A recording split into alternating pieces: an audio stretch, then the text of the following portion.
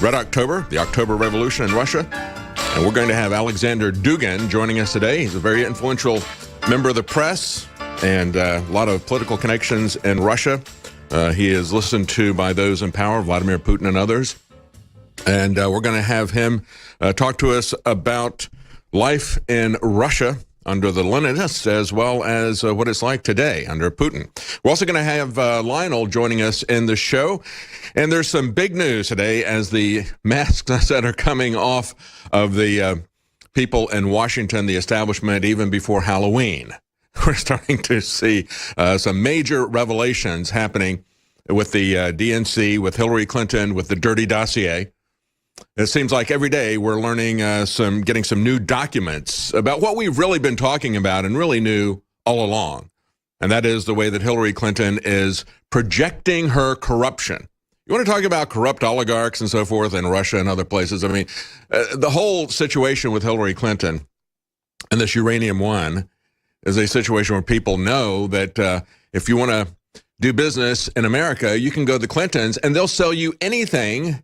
And they'll sell it to anyone if the price is right. She wasn't some virginal, altruistic individual who was corrupted by foreign powers. No, they were shopping it around to everybody. The Russians, the Chinese, you name it. They were available. They were making money. And this was something that had been going on for decades. Everybody outside of America who has any power, who has any knowledge of how this system works, understands that the Clintons, and I would say the Bushes and the Obamas and everybody else, basically, we are a banana republic with nuclear weapons. Let's understand that, folks. We may have some idealistic ideas and attachments to our country based on its foundations, but if we take a clear-headed look at where we are today, you have to understand that the swamp really is a banana republic. And people who wanted things, whether they are corporations or whether they're politicians from foreign countries, they know how to get it. You go to certain people like the Clintons or the Podestas, and you can buy it for the right price. And so now what we see is that the establishment is trying to, as these things are starting to be uncovered, they are coming up. It looks like they're going to throw maybe Hillary under the bus as a sacrificial lamb. And as entertaining as that will be to see, we need to understand that they are not the kingpins even in this operation, and that it's not going to stop by removing Hillary Clinton. That's a very important first step to show that we're going to start to reestablish the rule of law in this country, but it isn't going to end there, and that's not going to solve our problems with just one corrupt politician. It is a systemic problem that must be solved. And to give you an idea of kind of how dangerous it is to do things in Washington, there was a story on CNN about Scott Pruitt, and they were complaining about the fact that he has had a step up in security detail. He now has to have 24/7 protection. Why? Because he's really doing things in Washington. Most of the people in the Trump administration are trying to protect the status quo, or they're trying to roll back what President Trump has done. They're trying to get us back into the Trans-Pacific Partnership, or they're trying to get us back into the Paris Climate Agreement. But Scott Pruitt has really done some unrolling, some real unraveling and reform of the bureaucracy there. Just with the Clean Power Act alone, he has saved us over $30 billion. And so when you start doing that, when that kind of money is involved, people are going to try to kill you. And so if you're not required to have 24/7 security to protect you, you're really not doing your job in that corrupt town. Stay with us. I'm David Knight. It's going to be an interesting look at corruption and the changing of the guard in the District of Criminals. We'll be right back. It's October the 25th, 2017, Wednesday. We've had some amazing developments in Russiagate. We're finding out who the real criminals are. We've told you this all along. We knew that Hillary Clinton was projecting her crimes onto Donald Trump. We knew that they were accusing others of things that they had done so that they could cover up their crimes. And the crimes are deep and broad. They are bipartisan. It involves the establishment in both the Republicans and the Democrats. And we're now finding out their involvement is getting documented. What we've been telling you and observing is now being documented. And that's the key thing. We've got outlets, establishment outlets like the Washington Post now, breaking information about Hillary and the DNC's connection to the dirty dossier. This is big, folks. It looks like the worm has turned on the people in Washington, D.C. And so we're going to be following that. We're also going to be, because this is October 25th, 2017, and it's the 100th anniversary of Red October. We're going to be talking to Aleksandr Dugin. He is the chief CEO, chief editor at Zargrad TV in Russia. And he has a lot of political connections there, a lot of political influence. We're going to talk to him about life in Russia today versus life in Russia under Lenin, under Stalin, and under others. And we're also going to have as a guest Lionel today. But let's talk about the news real quickly before we get into the unmasking of Hillary Clinton and other people who are part of the GOP establishment on the run, like Jeff Flake. Some interesting stuff happening on the Republican side as well. It's not just that Hillary and the DNC are being exposed by the Washington Post. I mean, this is a record day, folks. When the Washington Post exposes the DNC and Hillary Clinton, you know something is up. Something has really fundamentally changed in Washington. But let's take a look at how some of these things have changed. As I was saying in the last segment, you know you're doing a good job in Washington when they want to kill you. You know, I was just watching with my family a program about Bernie Madoff. And one of the guy actually who discovered the fraud and was trying to get people interested in it. He couldn't get people at the Wall Street Journal or the SEC to understand what was going on, or if they did understand, they didn't want to do anything about it. And so he was taking this around saying, you know, hey, look at this, look at this. It's kind of like what we do here at InfoWars. Like, you see this? Oh, come on. I don't understand that, or I don't believe it, or whatever. That couldn't be possible. I mean, this guy, Bernie Madoff, you know, he's the chair of NASDAQ. I mean, this guy is a genius, and he's politically connected, and we're not going to go anywhere near that. And after a while, it broke. But one of the things that the guy who was exposing this said was that he said, this is very dangerous. He goes, there are tens of billions of dollars here in this Madoff scandal. And I'm kind of frightened that somebody's going to try to kill me for exposing this. And, you know, when we look at what Scott Pruitt is doing, and I would say, in my opinion, he is the very best person that Donald Trump has brought to Washington, Scott Pruitt at the EPA. He is doing such a good job that he's having to hire 24/7 security. No director of the EPA has ever had to do that before. But just with the Clean Power Act that he shut down, that is more than $30 billion worth of money saved to the American taxpayer. Cutting bureaucracy, cutting regulation, cutting unnecessary expenses, and cutting the power of the people in Washington. That'll get you killed. That'll get you killed. This is a corrupt banana republic, and there's a lot of money involved. And the Hillary Clintons and the George Bushes of this world are exhibits A and B. And I'm talking about both of the Georges. And we've got a little story here about George H.W. Bush as well. But as CNN reports, and I think it's an interesting tack that they took on this, they were complaining about the potential waste or abuse of taxpayer dollars for protecting Scott Pruitt. The EPA is beefing up security measures surrounding Administrator Scott Pruitt to an unprecedented level.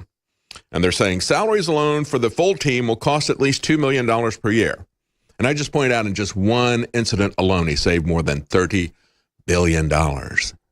That's 30,000 times. Well, it's 2 million. So that would be 15,000 times what it would cost the taxpayers to protect somebody who would actually cut Washington power and the theft in Washington of our freedom, of our energy, of our money. Yeah, that'll get you killed. And so he is worth every penny of the 24/7 security. And they say he's getting a lot of death threats. I bet he is. I bet he is. Meanwhile, we see some evidence coming out about Obama's HUD. They misplaced $500 billion. And the headline here from Conservative Tribune says that Enron was only $63 billion. And Bernie Madoff, of course, they didn't talk about him. He was $65 billion. But they just misplaced $500 billion at HUD. You know, we talk about Madoff. It was a Ponzi scheme, of course, right? The biggest one we've ever seen. But nobody runs a Ponzi scheme like the federal government. And that one is called Social Security. It is a Ponzi scheme. It's funded by bringing more people in. And they think that as this thing is reaching the end of the line, it's one of the things that they were talking about, trying to sell it to people in Washington back in 2000, trying to sell the open borders, trying to sell the people replacement. They were saying, hey, you know, we've got this problem with Social Security. They basically admitted it was a Ponzi scheme. And they said the only way we're going to solve this, because we have a declining birth rate, is that, and of course, we all know the reasons for that. It's not simply that people have made the decision that we would like to work later. We would like, you know, women would like to have careers and work well into, you know, that's a contributing factor. But we also know that there are physiological factors that have to do with the crap that they put in our food and water that have taken down our fertility. So, yeah, it is something that they engineered, and they say, oh, look at this. Why, looky here. We got a declining birth rate. We got declining sperm count, declining sperm mobility. We're kind of poisoning these people with soft kill. So to keep them pacified, what we're going to have to do is replace them with people from other parts of the world and other cultures and other legal systems, other religions. So bring that in. That was back in 2000. And that's the way they were going to keep that Ponzi scheme, Social Security, going. That was the basis for them to sell this to politicians in Washington, and the basis for which they could try to sell it to their constituents. Well, we know there were other factors involved. But meanwhile, we take a look at just the gross, let's call it incompetence. Let's be charitable, and let's say that it was waste and not fraud. And what they found out, they said that, you know, if you go back and you look at Enron and how the liberal media used it to attack capitalism in general, how they used it to attack energy companies in particular. But as of this last March, there was released a report. And here we are. This is October, right? So here we are 7 months later. Have you heard anything about it? No. Quite frankly, I didn't know about it. I'm glad they found this. But this is something that the press has not been interested in talking about, of course, right? The release of an astonishing report from the Office of Inspector General regarding HUD's loss in terms of accounting. They say the report revealed that an audit of HUD's 2015 and 2016 consolidated financial statements were riddled with so many, quote, pervasive material errors, unquote, as to be totally unacceptable. And these errors totaled $520 billion. Just a round-off error, right? No, they're not keeping records. When you don't keep records of $520 billion, this is like going back to the Pentagon situation just prior to 9/11, all the missing trillions of dollars there. And, you know, I mentioned this once before. We're in a shop here in Texas, my wife and I won't mention where it was because I would like to go back and talk to the lady someday and get it on record. She was totally compartmentalized, totally disconnected from politics after she retired from Washington. But she just started, I was just kind of hanging out, and there's nobody else in the shop, so she started talking about her career and how they wound up there. And she was investigating fraud, and she said, yeah, we found so much fraud in the Pentagon that we had politicians who were not running for re-election. Yeah, and we've had some that have now bowed out in Washington very prominently today. But she said they just quietly were given the offer to not run for re-election instead of going to jail. And she said, you know, it was lucky. I got out of there just a couple of months before it got hit on 9/11. It's like, yeah, I know. You ever hear of InfoWars? And she'd never heard of InfoWars. So I'm David Knight, and this is InfoWars, and we do expose that. We'll be right back with more information. Things are changing fast, aren't they? We've seen a lot of people coming out of the woodwork to talk about Harvey Weinstein. It's blood in the water. People realize finally that it is safe to talk about this powerful predator. And now the powerful predators in Washington, because they're far more powerful. And Harvey Weinstein was important not because of the power that he wielded in Hollywood, but because he parlayed that into power in Washington, D.C. The predators are always about the power, but it's always about politics. That's where you're going to find the worst predators. And now that shoe is going to drop. We've had people talking about what's going on in the EU, and we got a lot of people that are going to be exposing what's going on in Washington. Here's the first example here. And this is, you might look at this and say, well, this is kind of minor, but it's the beginning, folks. This is the beginning. Former U.S. President George H.W. Bush apologizes after an actress claims that he sexually assaulted her from his wheelchair. In this photograph, with his wife, Barbara, standing by his side. Okay, so what were they doing? She's the actress Heather Lynn. She was there to promote the historical series from AMC called Turn, Washington Spies. And let me just pause here a second, tell you that if you have not seen this series, if you're interested in politics or history, or even if you just want a good entertainment night with your family, whatever, this is a great series, folks. It shows Revolutionary War from the perspective of people who were spies for George Washington. And it was a 4-season run. It went through the Revolutionary War, touched on a lot of historical figures, and it'll get you asking questions. It'll get you digging to see how close it is to history. It's a great thing to a great history class. I don't remember the content in it now because it's been a while since I watched it. You can look on IMDb and see if there's anything in there that you would object to watching with your family. But apart from those types of issues that you can skip over, the central part of it is something that would be a great way to talk about history to your family, to your kids. We homeschool, so we like to look at things that are going to be thought-provoking, that are going to get them to think and to examine what they're told. But it's a great series. There's very few movies or anything coming out of Hollywood that's about the American Revolution. This one was really good.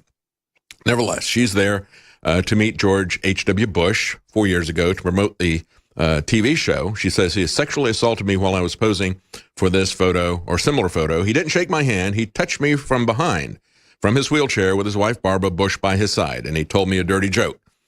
Now, he says that he apologized. He said he would never, under any circumstances, intentionally cause anyone distress, and he sincerely apologizes if his attempt at humor offended Ms. Lynn. All right, well, let's understand. Let's put this in context here, okay? This is not a dirty joke. This is not a pat on the bottom for an actress. This is a guy who was involved in Iran-Contra.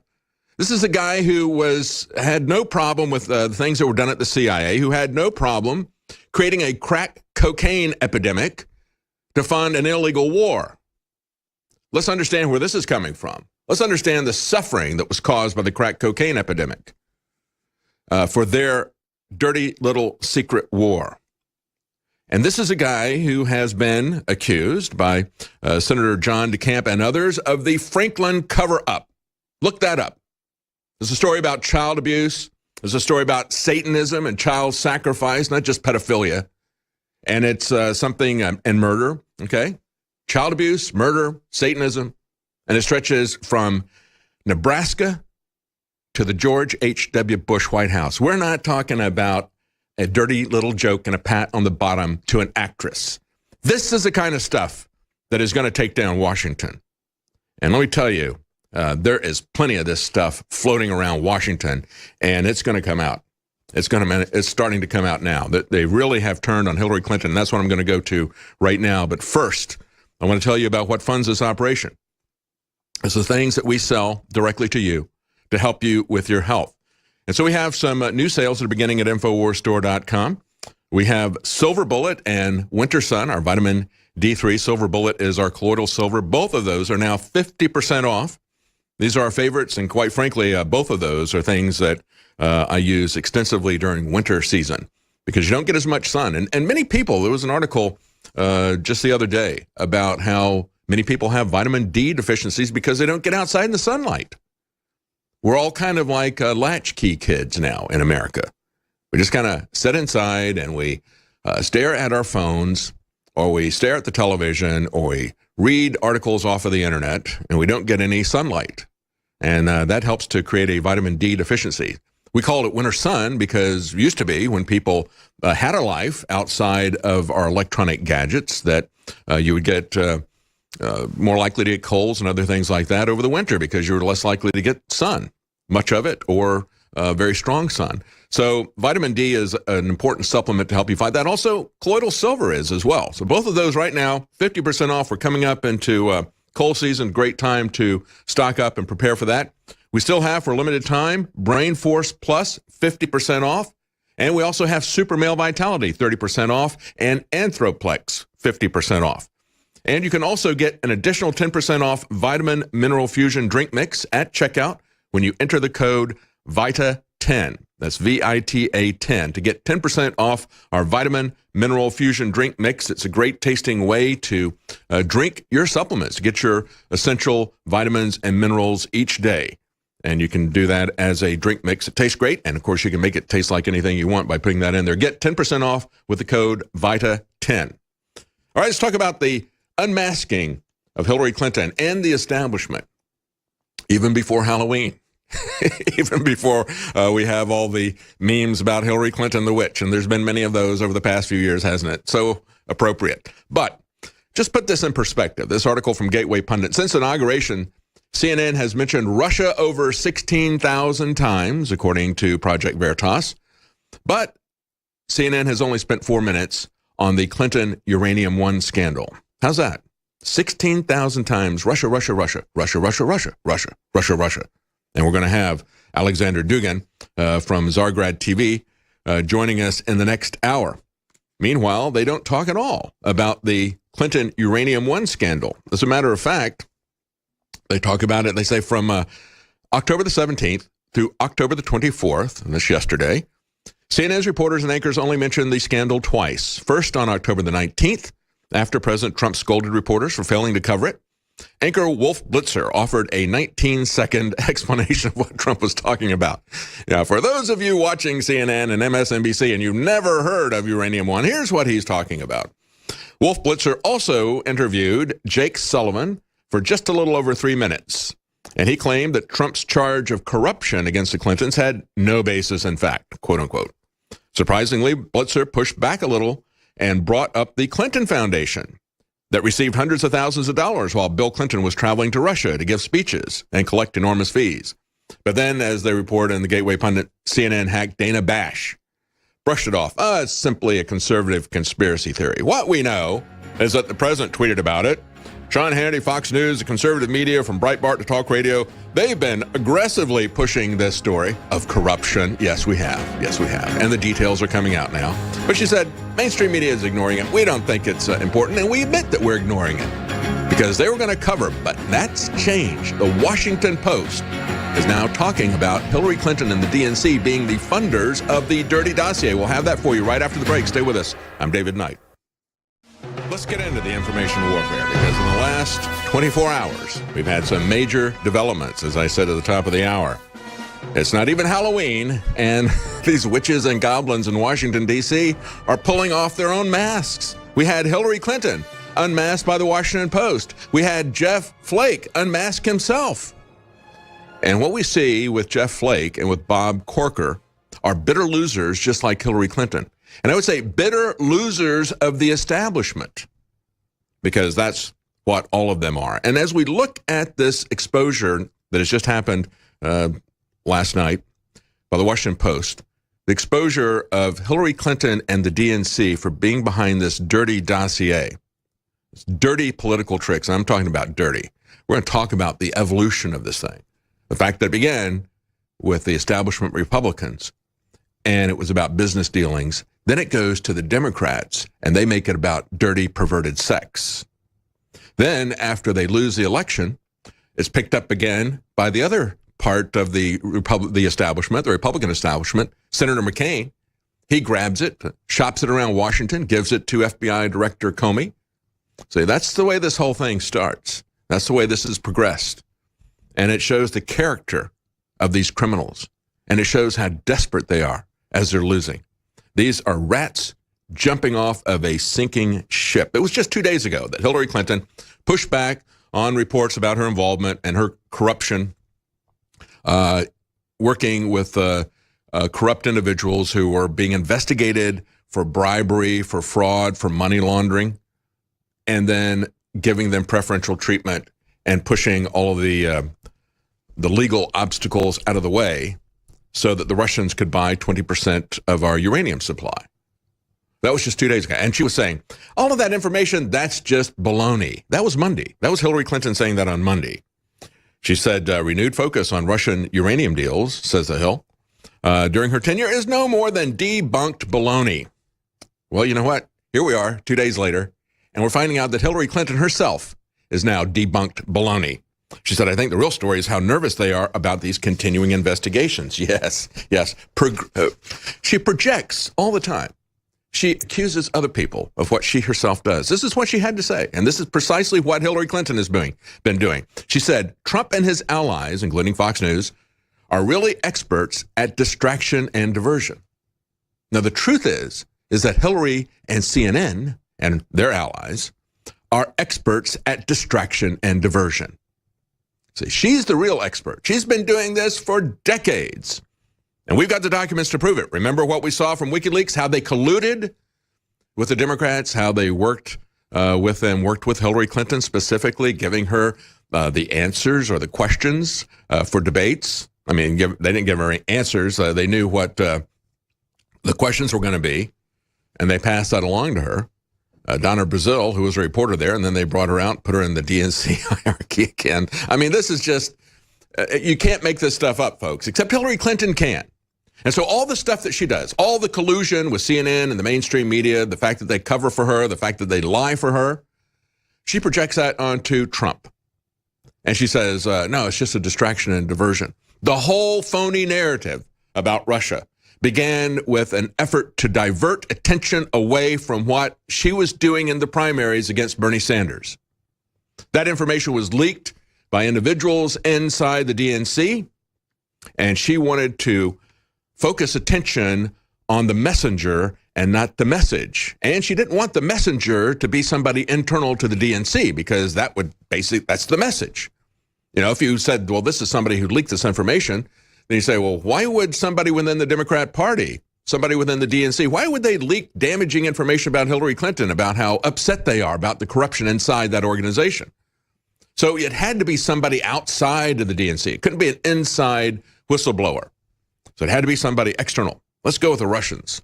And that's what she's been doing ever since. But it also serves the advantage of all of those, Republican and Democrat, who want to revive the Cold War. The military establishment wants a Cold War. The military-industrial complex made a lot of money after the Cold War ended by starting up the war on terror. But it's nothing. All of this, all these weapons and equipment and surveillance stuff that they're buying, that's nothing compared to the big bombers, the strategic bombers, and the intercontinental ballistic missiles, and the navies that you can justify if you got a Cold War. So they wanted that Cold War. They didn't want to give up the war, the surveillance state war. They didn't want to give up the big brother aspects of all of this and the internal police state.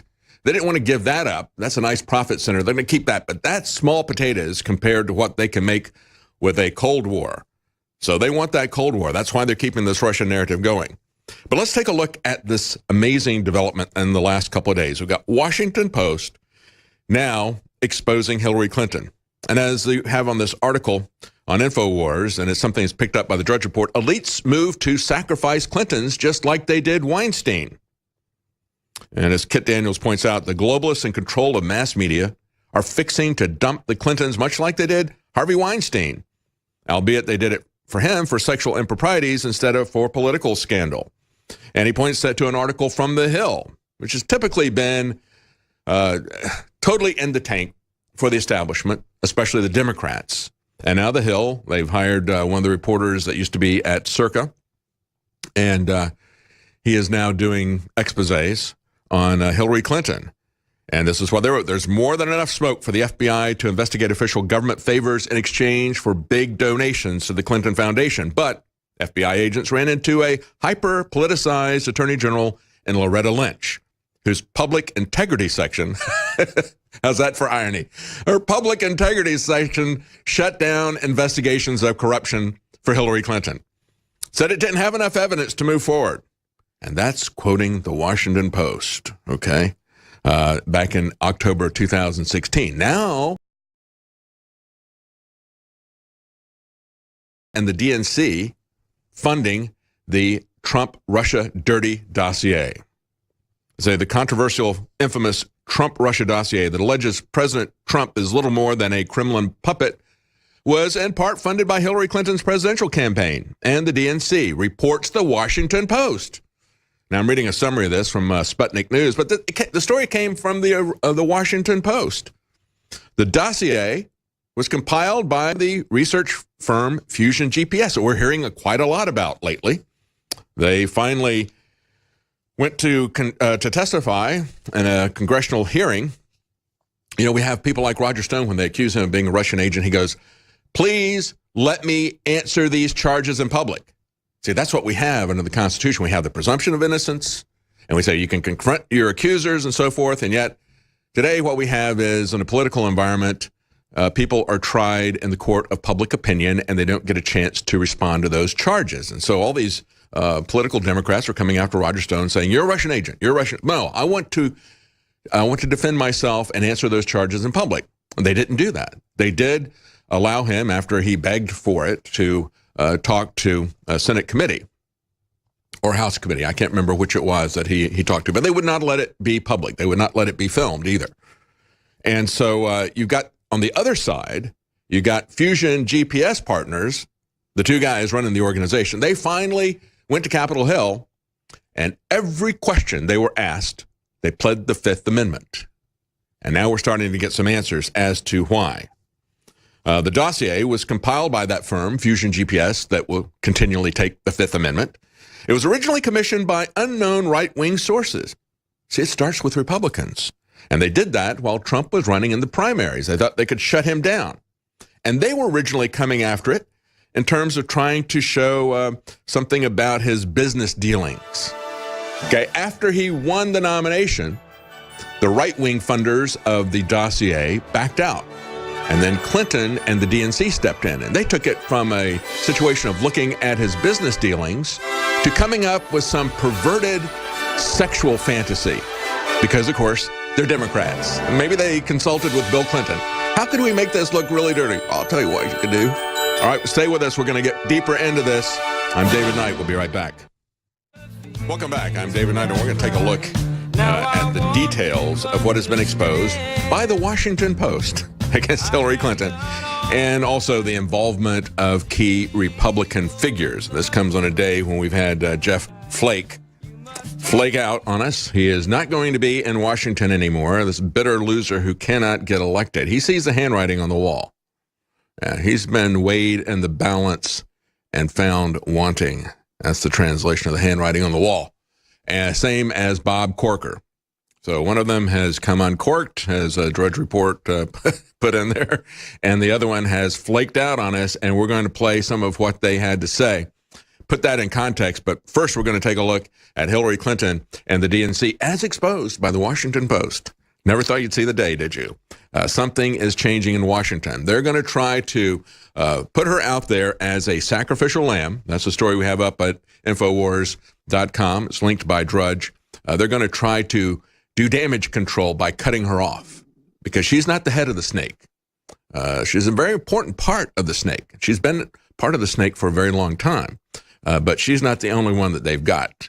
We're talking about Hydra here, okay? Got a lot of different heads, and so she's just one of the heads of Hydra, and they're hoping they can cut that one off and stop the damage. Before we get back to Hillary, real quickly, some of the things that we have on sale at InfoWarsStore.com. We have new sale of Silver Bullet, our colloidal silver, as well as Winter Sun, our vitamin D supplement. Both of those are now 50% off. We also have 50% off Anthroplex, 30% off Super Male Vitality, and for a very short time, Brain Force Plus, still 50% off. That's going to be coming off pretty soon, because if we don't, we're going to run out of stock for the people who are on auto ship. And by the way, if you're not on auto ship, you can pick the products that you won't always get, and you'll always get 10% off. You select the products, you select the interval that you want them shipped, and if your total order is more than $50, you'll also get free shipping. And finally, when you check out, you can get 10% off of Vitamin Mineral Fusion at checkout when you enter the code VITA10. That's VITA 10. It's a great drink mix that allows you to get all of your essential vitamins and minerals in a great tasting drink mix. You can make it, of course, taste any way you want, and you don't have to swallow a lot of pills. It's a great way to do it, and you can get 10% off right now at checkout when you enter the code VITA10. Let's go back to the exposure of Hillary Clinton by the Washington Post. And as they pointed out, it was originally commissioned, this dirty dossier, was originally commissioned to try to smear Trump about business dealings. That's the way the conservatives did it. The never Trump Republican establishment. They wanted to come after him on business dealings because that's where their mind is, okay? Where's the mind of the Democrats? That was during the primaries. After he became the nominee, they dropped it. And then Hillary Clinton and the DNC, how did they know that the establishment Republicans had some kind of dossier that was being created by Fusion GPS? Isn't that interesting? So it's common knowledge with both sides of the establishment that they're putting together this dossier on President Trump, trying to smear him. So the Democrats don't want to do it with business dealings. They want to do it with perverted sex. So who are you going to call to get something to put in your fictional dossier, your dirty dossier? Bill Clinton might be the guy to call, right? He can come up with some perverted fantasies. He didn't even have to call his friend Phil Epstein for this. He's got that covered. He's got that covered. So it turns over to the DNC and Hillary Clinton, which, by the way, they're one and the same thing, weren't they? As we saw with the leaks that came out, that's where they started blaming the Russians initially with that. So they turn it over, and now the Washington Post is naming names. They say it was Washington lawyer Mark Elias and his law firm, Perkins Coie, I think is the way you pronounce that, C-O-I-E. They say the newspaper's anonymous sources said the two organizations, that's Hillary Clinton and the Clinton campaign, shared the cost, but they would not provide a specific dollar sum. But we do get a dollar sum from Perkins Coie. They reported that the Clinton campaign paid them $5.6 million. So we don't know how much of that was for the dirty dossier. The DNC, meanwhile, paid them $3.6. So we got $9.2 million. It was paid between these two organizations to a law firm that was then taking some of that money and buying a fictitious dirty dossier from Fusion GPS. And it's interesting because a New York Times reporter wants to come out and say, yeah, I knew about this. I started investigating it. And Clinton campaign lawyer Mark Elias pushed back vigorously, saying, you and your sources are wrong. So he just stopped. He just stopped. It's kind of like what we saw happen with the Monica Lewinsky stuff. Remember, we had establishment media that their editorial staff said, no, we're not going to run with that. Matt Drudge did. That's why Matt Drudge became big, because he wasn't going to censor himself. So it was reported by Matt Drudge, and everybody started picking up on it then. So New York Times kind of backed off when they called to verify this. They get the information. So what do? They call their friends in the Clinton campaign or their friends in the DNC and say, I've got this information. Is that true? No, there's nothing to that. Oh, okay, so I'll just shut down. I won't do any more investigation. But now the Washington Post is putting this out. They say Fusion GPS claims the original purpose of the dossier was simply to discredit Trump by revealing negative information about his past business dealings. But then the Clinton campaign got it. They sent it to Christopher Steele, and they turned it into perverted sex. And then after President Trump wins the election, you have John McCain send his staff to the UK to retrieve the dirty dossier. So here we have the Republicans at the beginning and the Republicans at the end, and then in between we've got Hillary Clinton and the DNC, and they all know that they're sharing dirt with each other that they've created, fictionalized about President Trump. And then you've got John McCain going over there and sending his representative, bringing it back, and then John McCain personally delivered it to then FBI Director Comey. The question is, who gave it to BuzzFeed? Because BuzzFeed were the ones that went public with it. McCain said he didn't do it. But of course, McCain didn't actually go over there and physically retrieve the document. He's had somebody who is a surrogate of his, an employee of his, who actually did it. So if he has an employee of his give it to BuzzFeed, did he really do it? Yeah, I think so. So it just may be semantics as far as John McCain is concerned. But certainly we know that he retrieved it, he shopped it around, he gave it to the FBI director. And then there's this article now from the Wall Street Journal, the FBI's political meddling, because we know what the FBI did with it. The FBI then goes on after McCain brings back the dossier.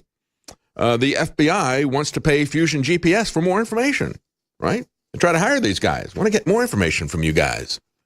So there you go. It's Republicans at the beginning. Then it goes to the DNC and Hillary Clinton. Then it goes back to the Republicans. Then it goes to the establishment, the deep state, the FBI, and they want to get more information. They want to pay Fusion GPS for this. Everybody wants the dirt on President Trump. Let's hear what Newt Gingrich is saying about the Clinton uranium deal. First of all, I do think it's useful not just to look at Russia, but to look at Saudi Arabia, to look at China. I mean, lots of countries have figured out that hiring a lobbyist, giving money to a foundation, endowing a university, the level of foreign money penetrating this country is very disturbing. And I think that we ought to have some kind of congressional hearings just to set the record of how many different countries are trying to influence us, and to remind us that a lot of these so-called professors come from endowed chairs that have been endowed by foreign governments. So they're not necessarily giving us academic truth. They're, in effect, hired spokesmen. In the case of Russia, I've always thought it was crazy that we're over here looking at a very minor issue about Trump. You had the Uranium One deal. You had, I think, $135 million going to the Clinton Foundation. You had Bill Clinton getting $500,000. You had the Podesta Group doing things that were representational, including, I believe, representing a major Russian bank. The total surround for Hillary Clinton of Russian influence peddling was stunning. Yeah, and it was interesting. I thought, I didn't know that Sean Spicer had a sense of humor. He tweeted out, and I retweeted it on Libertarian. He put, hey, by the way, everybody's exposing Podesta's brother now. And he said, actually, he's just Fredo, if you get the reference. I want to play, when we come back, what Tom Cotton said about you can't give any credibility to the Trump dossier. And certainly we know that. And it is coming out now in spades. Even the Washington Post is pointing out. But I just want you to focus on the fact that we have this corrupt career politicians and Bill and Hillary Clinton. These are people who have sold America out with the Chinese. They've sold them out with the Russians. They've sold us out with everybody. As I said before, they are political prostitutes, part of this corrupt banana republic. And everybody in the world, every actor in the world, whether it's a corporation or a foreign government that wants military leverage over us, knows that they can go to these types of people. They can go to the Clintons and they can get anything they want, from military weapons to uranium, for the right price from the Clintons. I'm David Knight. We'll be right back. Welcome back. Instead of doing some news, as I usually do at the top of the hour, because of our radio stations, I'm going to keep going with this narrative about Hillary Clinton, because this truly is unprecedented for me. I've never seen the Washington Post basically turn on this kind of establishment. And what has come out, again, let me just reiterate the sequence of events here. It's the establishment Republicans who started doing research to try to take down Donald Trump. They did it. They made it about business deals that they created, fake stuff. And then when he won the nomination, they said, all right, we're not going to do it anymore. They handed over, though, to the Clintons, Fusion GPS people, and the Clintons make it about dirty, perverted sexual fantasies of theirs instead of business fantasies. That touches something about the mentality of the people who run those two different parties. Like the Republicans are saying they're fantasizing about corrupt business deals, and Clinton and their ilk are fantasizing about perverted sex. So they sex up this phony, dirty dossier.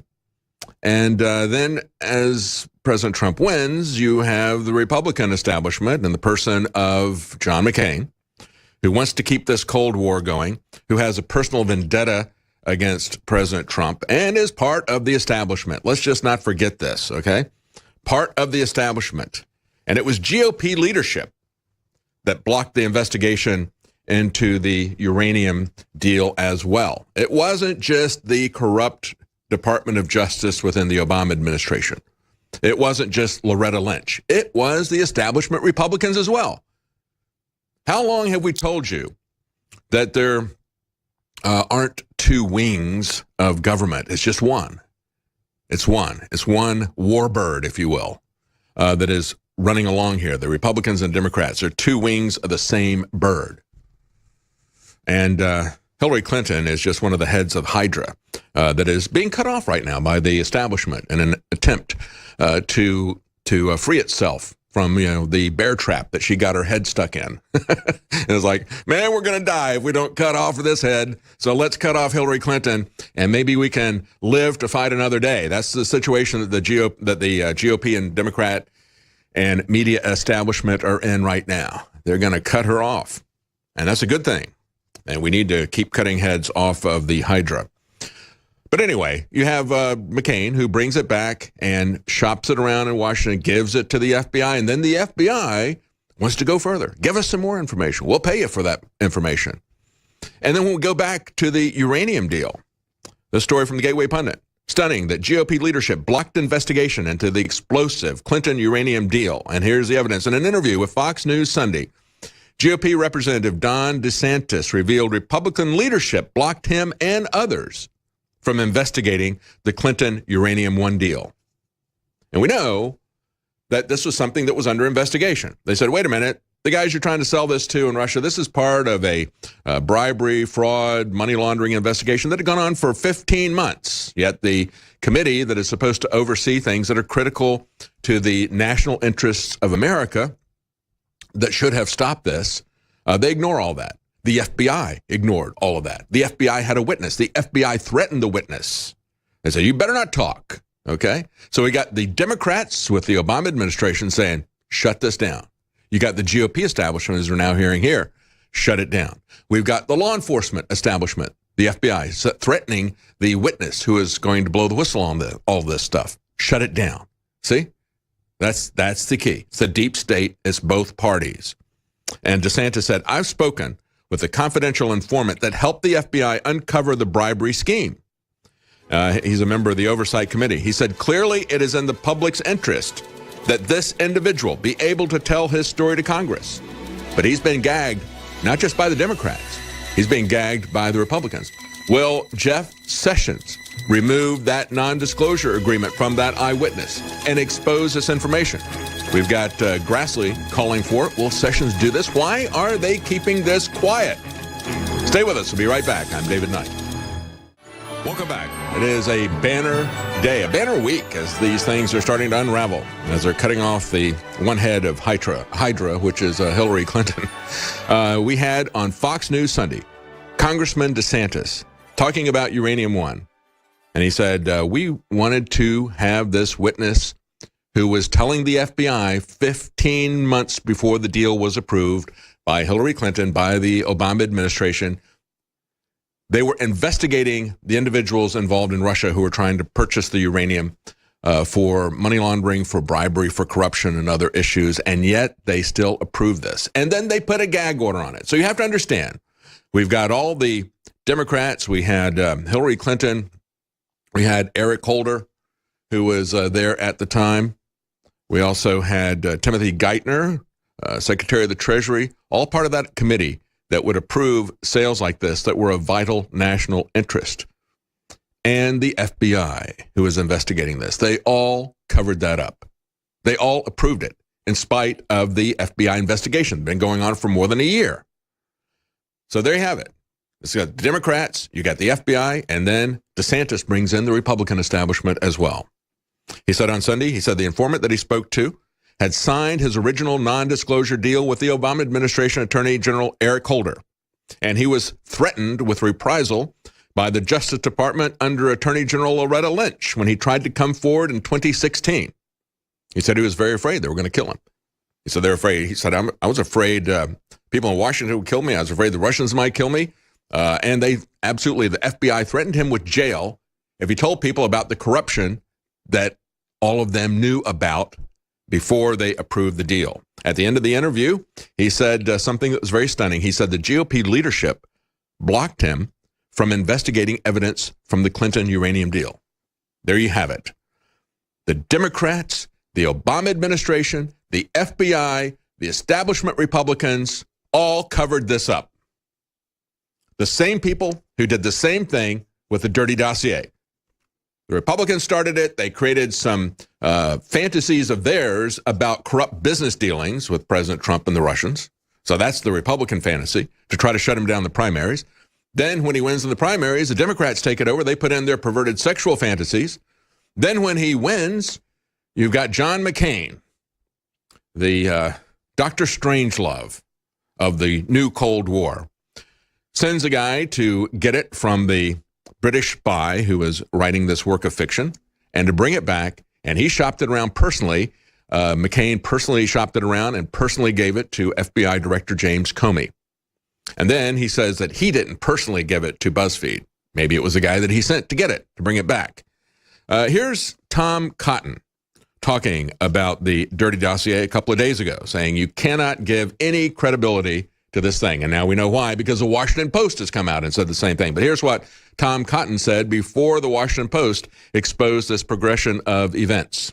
Have you seen anything that's helped you determine how credible this Trump dossier has been? Well, I think some of the key points about its credibility are unknown. As Senator Burr said at a press conference a couple weeks ago, as anyone who's followed the matter closely knows, I mean, this outfit here in Washington, D.C., Fusion GPS, has gone to the greatest lengths possible to try to conceal who paid them, which makes me think it was probably a Democratic political operative or Russian intelligence service. Right now, I mean, you've got their employees or officers fifth in front of the House of Representatives and are now fighting in the district court here to quash a subpoena of their bank records. I mean, they have a constitutional right to take the fifth. We have a common sense right to draw what inferences we will from that. Likewise, I don't think we know anything about who the sources for this document is. I mean, this former MI6 officer about whom we know little, Chris Steele, I don't think was running around Russia interviewing people who claim to have firsthand knowledge of any of these outlandish allegations. So for all our knowledge, we could be dealing not just with sources, but subsources whose identities, we don't know.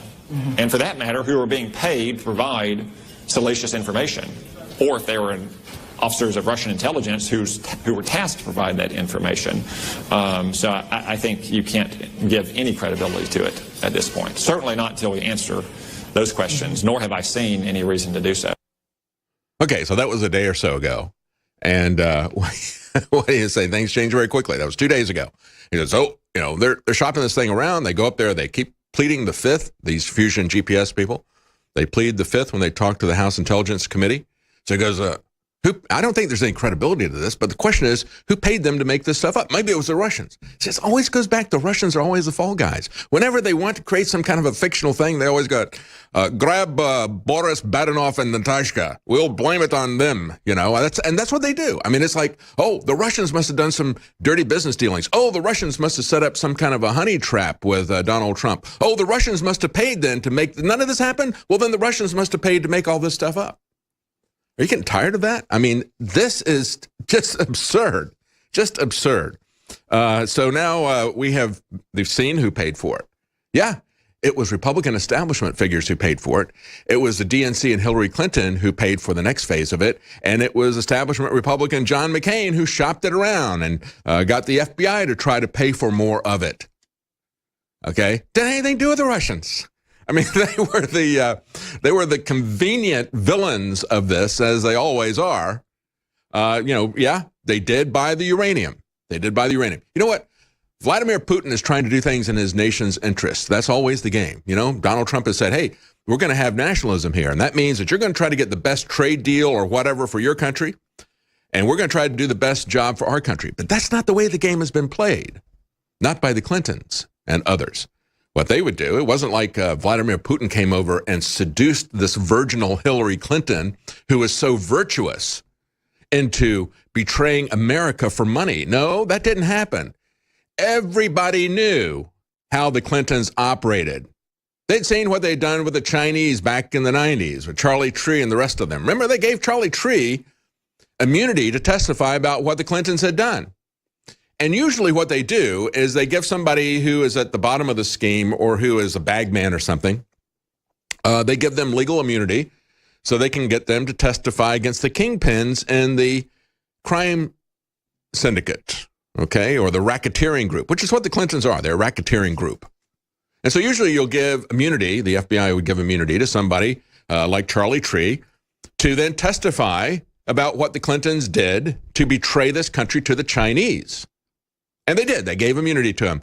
And he testified about what the Clintons did. But unlike every other case where they take somebody from the mafia and they say, tell us about the Don. What did the Don do? And he sings like a bird. So he gets immunity. He gets a plea deal. And then they take that information and they send the Don to jail, don't they? When they're going after the mafia. But not when they go after the Clinton mafia. Instead, they have the guy sing like a bird, and they say, okay, well, that was very interesting. Thank you so much. You can go, and so can the Clintons. We're not going to do anything with that information after they gave him immunity. So everybody in the world, if they want to do something for their country, and clearly the Russians are operating in their own interests. I mean, they're doing things to protect themselves, and part of that is to get rid of the petrodollar. We talked about that multiple times. The fact that they are now tripled their gold reserves to protect their financial interests. But of course, when they protect their natural interests and their national interests with gold reserves, that means that damages our fiat currency, our petrodollar, which is basically a Ponzi scheme fraud with the help of the Saudi Arabians. And so when he tries to get the uranium for the advantage of his country, where's he going to go? He's going to go to a known criminal like Hillary Clinton, and he's going to buy what he needs. And then we wind up getting the shaft, just like we do from the Federal Reserve when it comes to our currency. And that's what happened here, folks. And it is now coming out, an amazing day that the Washington Post is putting this stuff out. So we're going to see what happens with this. We've now got here, are they going to do something with it? Have Grassley now inviting Townsend to provide information about this informant that said, hey, all these people were investigating it 15 months before Hillary Clinton and Obama approved this. We now got the House GOP chairman announcing that they're going to do a probe of Obama's Justice Department. Yes, please do. Please do. Where is our Justice Department under the Trump administration? Why aren't they probing this? Jeff Sessions, where are you? I'm David Knight. I'll be here after the break. Welcome back on this Wednesday, October 25th, 2017. We're going to be talking about the other person who was unmasked in the last 24 hours. We had Hillary Clinton unmasked by the Washington Post, and then Jeff Flake came out and unmasked himself. We're going to let you hear some of the things that he said as this bitter loser, this establishment creature, is going down in flames. He knows that he can't get reelected. He knows that there is a grassroots movement to take people like him and Bob Corker out. They're not going to be able to win reelection. Bob Corker got out immediately after the primary, where the Republican establishment, and again, let's just remind everybody that Republican establishment was knee-deep in the cover-up Uranium One. Just like Hillary Clinton, just like the Obama administration, but it was also people at the upper level of the establishment in the Republican Party. And they were also involved in the production and the distribution of the dirty dossier, just like the Democrats were, and just like the FBI was. And so you've got the Republican and Democrat establishment and the FBI at the center of both the dirty dossier and Uranium One. And these people are seeing the handwriting on the wall when they spent $30 million to defeat Roy Moore, and he defeated their puppet, Luther Strange, in Alabama. So we're going to go to Jeff Flake in just one moment real quickly. I want to run down the sales that we have at InfoWarsStore.com, because that's what funds this program.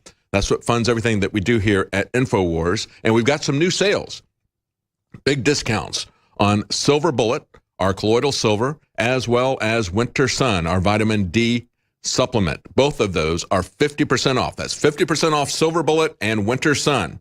Right now, that's a new sale that's started this week. We still have, for a limited time, 50% off Brain Force Plus. If you've never tried this, this is a great time to try it. I know you're going to like it. It's my favorite supplement that I take here at InfoWars. And, of course, if you've tried it, it's a great time to stock up on it. Brain Force Plus, 50% off. And also, we have 10% off Vitamin Mineral Fusion Drink.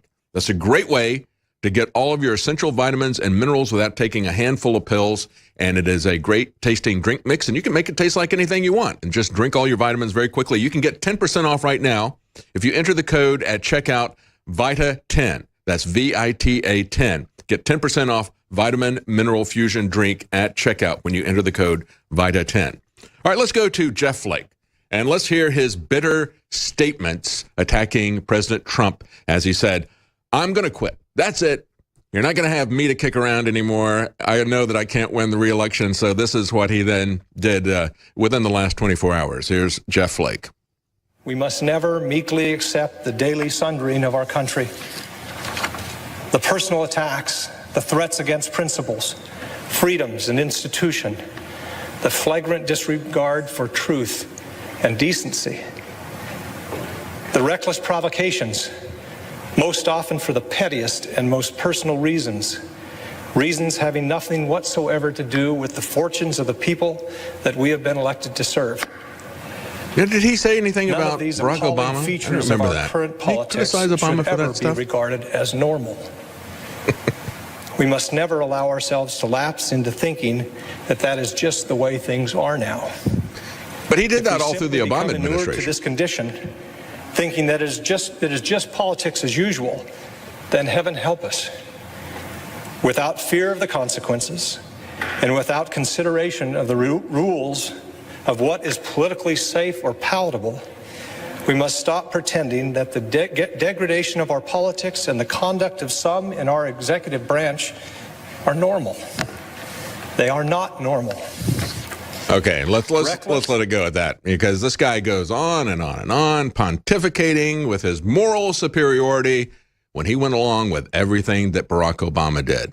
Didn't have any kind of moral outrage while Barack Obama was running roughshod over the Constitution and doing whatever he wanted to like a tyrant. And so, you know, when I heard this, what it reminded me of was that famous quote from A Tale of Two Cities with Ronald Colman. Let me play that for you if you haven't heard it. This is basically what I heard from Jeff Flake as he was coming off of his moral high horse about his moral superiority to President Trump as he knows that he can't win re-election. This is what he sounded like to me. Staying there before the guillotine. Far better thing I do than I have ever done.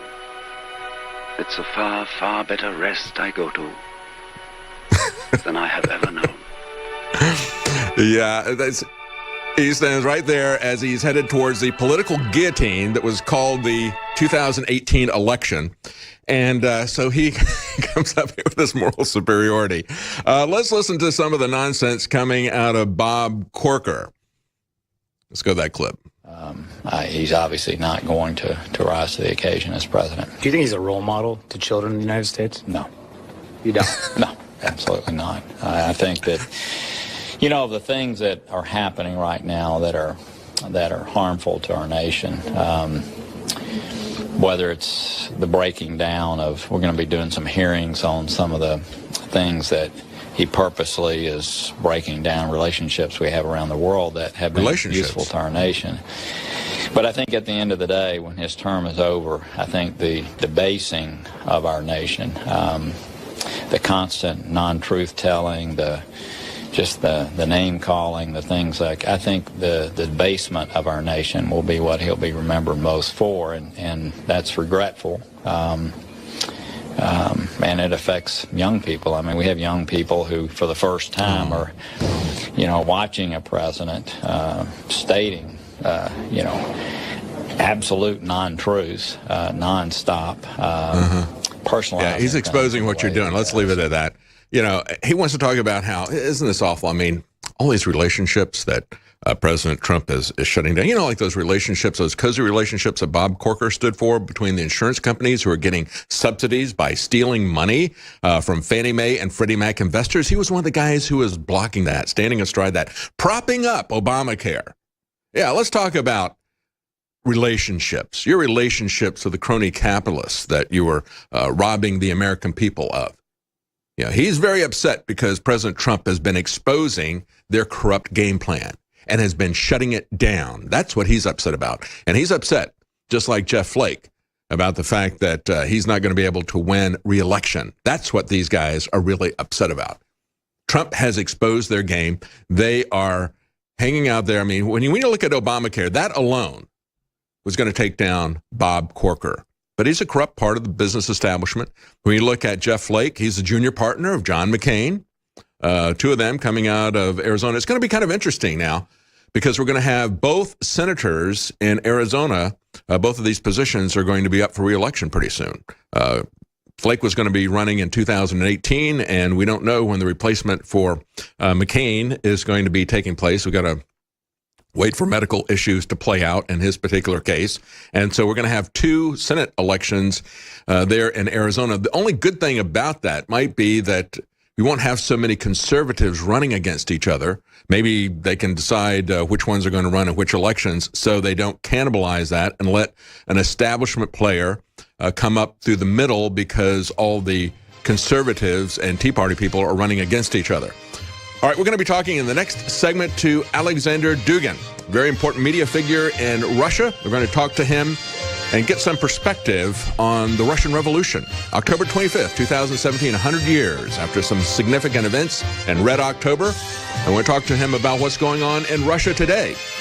This will be not the kind of Boris Badenov interviews that we've seen from the mainstream media. We'll be right back. Welcome back.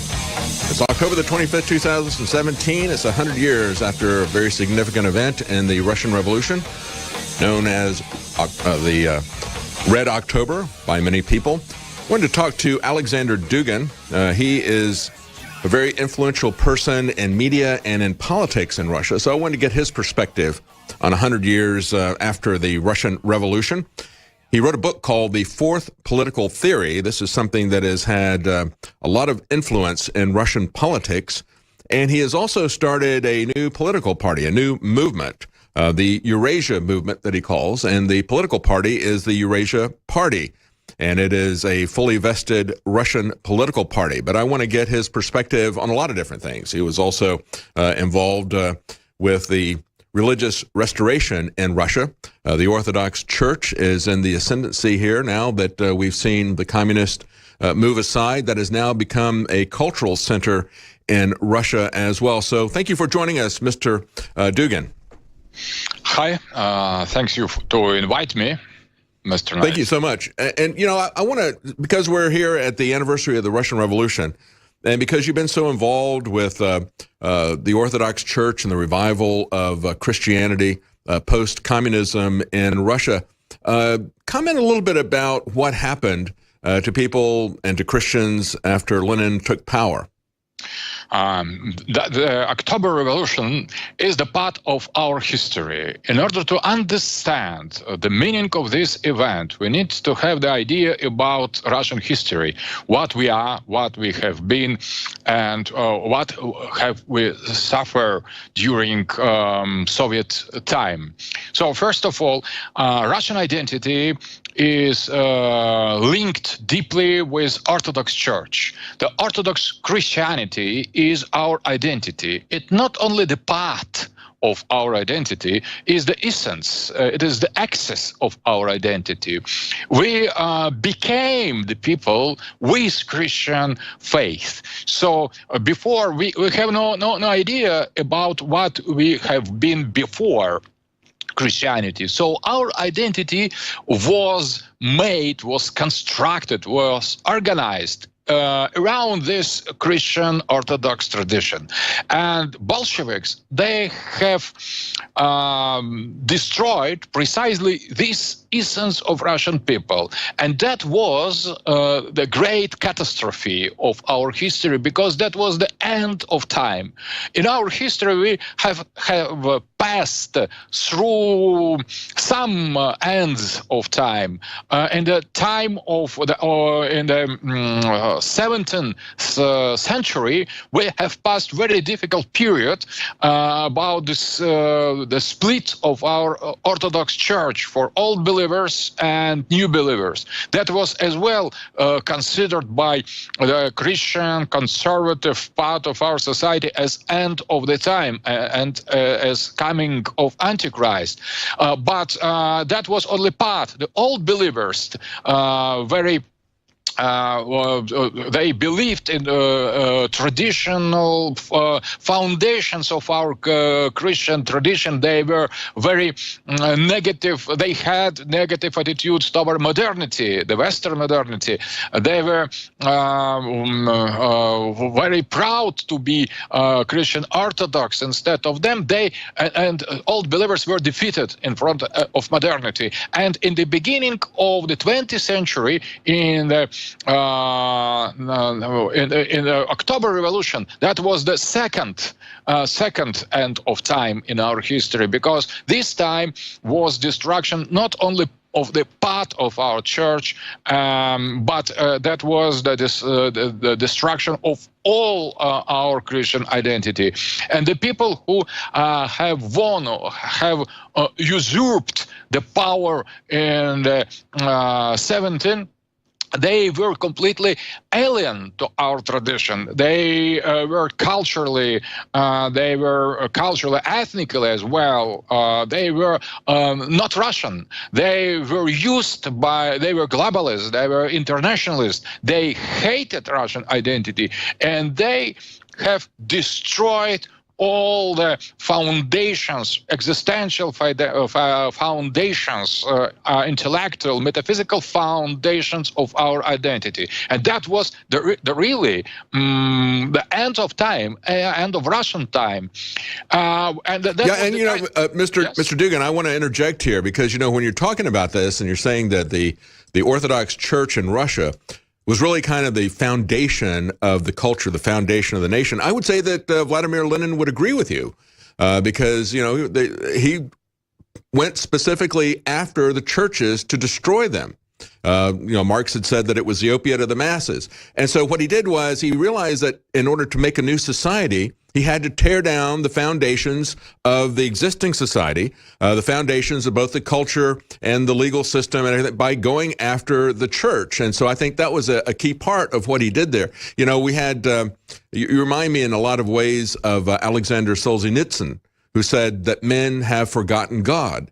And it was a very deliberate effort to make man forget God that the communists did as they came into Russia. And I guess the question is, and of course, Solzhenitsyn, when he came to the West, he had a lot of criticism for the West as well, saying that we have also forgotten God. But he eventually went back to Russia. And I guess the question is, what has happened after we saw the fall of the Soviet Union? Because most Americans don't really make a distinction between the Soviet Union and Russia as it is today. What has fundamentally changed? Because Solzhenitsyn went back. Have you recovered the foundations of God and the Orthodox Church, and how was that done? When was that done? So first of all, you are absolutely right about destruction of Russian identity through destruction of Christian Orthodox consciousness.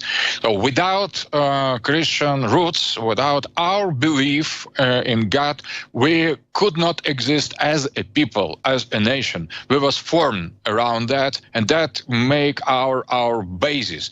So Bolsheviks, they have consciously destroyed this foundation in order to exchange the Christian vision of the world, Orthodox Russian vision of the world, by their Marxist conception. And they were successful in that. They have succeeded in that, and that is our tragedy, because that was a kind of heresy that has overcome our orthodoxy. And the problem is that after the end of communism, we are trying to recover from this trauma, from this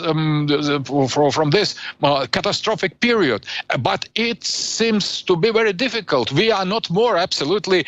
It is absolutely clear that we are not anymore Soviet or communist. I never wasn't. I fought against that with my humble forces. I was Orthodox, I was traditionalist, I was conservative, but I would say that it is very difficult to come to our identity, to restore it. We are trying now. We are certainly are no more communist. We have finished with this Soviet identity, but at the same time, it's not so easy to restore the real faith, the real church. We are trying that. To make that. And now what is interesting, now that are not communists that attack us more, but liberals, the West blame us not for being communist, but for being Russian, for being Orthodox, Christians. And here Solzhenitsyn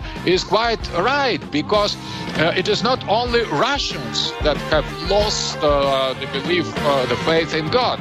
That's right, it's the West. And we got to go to a break. We're talking to Aleksandr Dugin. We're going to come right back, and I want to ask him about the current state in Russia, ask him about his political philosophy, the Eurasia movement, and his fourth political theory. What is behind that? He describes himself as a national Bolshevik. I want to get him to define what that means. Welcome back. I'm David Knight, and we're talking to Aleksandr Dugin. He is a Russian author and a political scientist. He's written a book called The Fourth Political Theory. It has been called a sensation in Russian political circles. We want to talk to him about his political philosophy. He's started a new political party there, the Eurasia Party. And before we go into the state of Russia today, because we're looking at the 100th anniversary of the Russian Revolution, Red October, I wanted to ask him, because we were talking in the last segment about how he and others like Alexander Solzhenitsyn viewed the Orthodox Church as the foundation of Russia. And clearly, Lenin and Marx did as well, calling it the opiate of the masses, taking it down, because they realized that if they could take down the religious and cultural foundations of a country, they could erect whatever they wanted to. And so before we get into what's going on today and how Mr. Dugin views America today, I want to ask him real quickly, when you talked about how they completely destroyed Christianity in Russia, was there some underground thread that was there? You're talking about how you're trying to restore the foundations of Christianity in Russia that were lost, but what did individual Christians do? Did they go into underground churches like we see happening in China, for example? Oh, that's the real problem, because in a certain moment, almost all churches were closed. The majority of them were destroyed. So they have tried. The Bolsheviks have tried to come into the consciousness, into the head, into mentality of Russian people in order to eradicate, thrown out the religion's feeling. But instead of all that, in spite of all that, the faith lived, not directly Christian tradition, but the faith in Christian God, in Christ, lived in spite of all that in the souls of the people. And everybody, we have conserved Christian identity without being Christians or participating in the rites and going to the churches. And we tried to find any open possibility in order to return to that. Certain people conserved the tradition. They managed to visit from time to time the churches. They were very rare. But what is much more important, our people, as a mystical body of Christ, has conserved this faith in the heart. And where the chance was open in the perestroika to the end of the Soviet time, our church was recreated from nothing, from almost nothing, and that was a flourishing of this return to our identity, to our roots. It's not an easy process, but what is interesting, maybe that is dialectic, maybe that is paradoxal.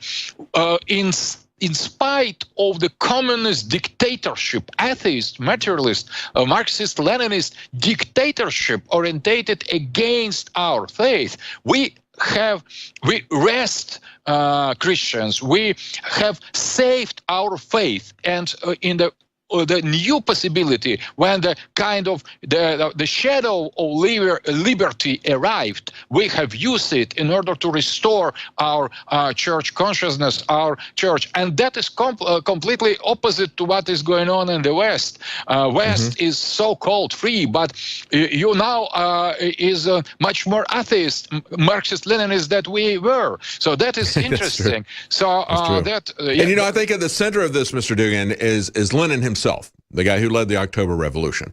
And the fact that, you know, we said, like Alexander Solzhenitsyn said, men have forgotten God. Well, it was Lenin who made himself God. And it was interesting for me to see that about 70% of the people in Russia would like to have Lenin, who's been preserved, his body has been preserved there in Red Square as a mausoleum for everybody to have it to watch. But about 70% of the people, because there's still about 30% of the people who are still hardcore communists, but the rest of Russia has essentially turned, and they would actually like to have him buried. Rather than to keep him on display. I think that is an interesting symbol, the man himself, Lenin, who still presides there in Red Square, and 70% of the people in Russia, at least, would like to have him removed and bury the past the Leninist past. Is that correct? That yes, you are correct. But at the same time, there are no so much hardcore communists. 30% of these voters, they don't want exactly to conserve the Lenin, because that was a kind of Soviet. The Soviet period was on the Christian side. From the Christian side of view, that was the catastrophe. But we had a kind of Soviet patriotism. That was a kind of continuation, perverted continuation of Russian patriotism. And because now the Soviet past is criticized not only by us, by Christian, by conservative, but as well by liberals. They try to demonize Russian history as a whole. So some people defend not so much Lenin as the symbol, because the communism is dead here. It is alive in a new form in cultural Marxism or globalization in the West. But here it is absolutely dead. But Soviet patriotism in the old ages, it still exists, but it has nothing to do with Lenin as this anti-Christian person. It is a kind of continuation of the patriotism. So there is no Leninism, including our Russian communists. Modern era communists are much more patriotic in some special way. So Russia is returning to itself, and the problem is when there will be the turn of the West to return to your Christian Greek-Roman roots, because we have overcome with great suffering. We have overcome this disease of communism, of atheism and materialism, and now it is your turn to do the same, to overcome, to recover your identity, because you are losing your identity. The dictatorship of globalists is more or less, for us, is very, very similar to what we have experienced ourselves. And, you know, when you're talking about the fact that, yes, we have embraced the values of Marxism in many ways more so than the people of Russia right now, because, and you mentioned cultural Marxism, that is political correctness. That is the tactic, the technique that was used to stifle any kind of opposition. And now that is running rampant in America. And, of course, those same people who uphold cultural Marxism, who uphold political correctness, are the very ones who are going around trying to tear down the foundations of our culture, of our civilization, of our religion, going all the way back to Christopher Columbus. I mean, it's a very literal tearing down of the foundations that we see now.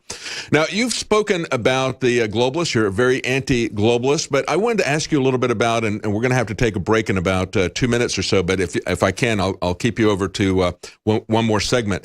But I wanted to ask you about your Eurasia movement. And when you were talking about that back in 2002, you saw it as you saw a war that was brewing between Russia and you saw a conflict where you needed to have a struggle between the bourgeois and the American Revolution. Are you still, is it the American Revolution in general that you are upset about, or do you still have that opinion? That was back in 2002. Have things changed now? So the most important thing has changed during the Trump's campaign.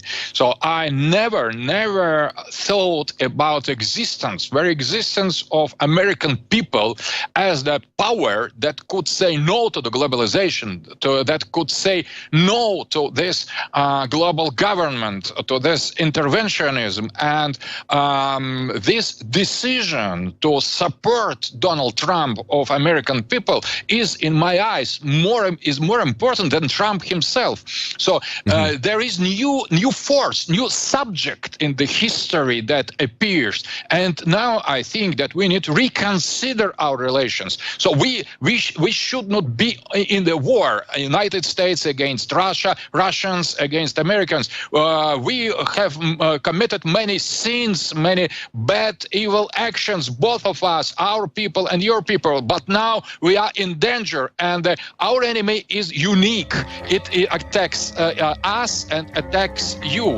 It is globalist. And now I agree. Yes. And so we're going to explore that a little bit further. We got to take a quick break, Mr. Dugin, and we'll be right back. We're talking to Aleksandr Dugin. What is the true enemy? He sees us as the Trump movement, which is bigger than Trump himself, as a movement to take back control from the globalists who have, quite frankly, been headquartered here in America for a very long time. We'll be right back with Aleksandr Dugin. Welcome back. I'm David Knight, and we're talking to Aleksandr Dugin. He is a Russian who has a great deal of political knowledge and influence in Russia. So I think it's important to understand his perspective on what has happened in Russia in the last 100 years, as he talked about the first part of the interview. The destruction of Russia's culture, legal system was about the destruction of its religious foundation. And they went through a period of intense persecution, as everyone knows. Anybody who opposed the state under Stalin was ferreted out, sent to prison. Even the most minor criticism of Stalin would get you sent to a gulag, as Alexander Solzhenitsyn found out. But now they have had a restoration. And I find it interesting that individuals like Alexander Solzhenitsyn and Aleksandr Dugin were referencing God in the midst of all of this persecution, and that as Russia has changed, they have moved back to their Christian foundation. So I want to talk to Mr. Dugin now about his new party. It was created in 2002 on the eve of George W. Bush's visit to Russia.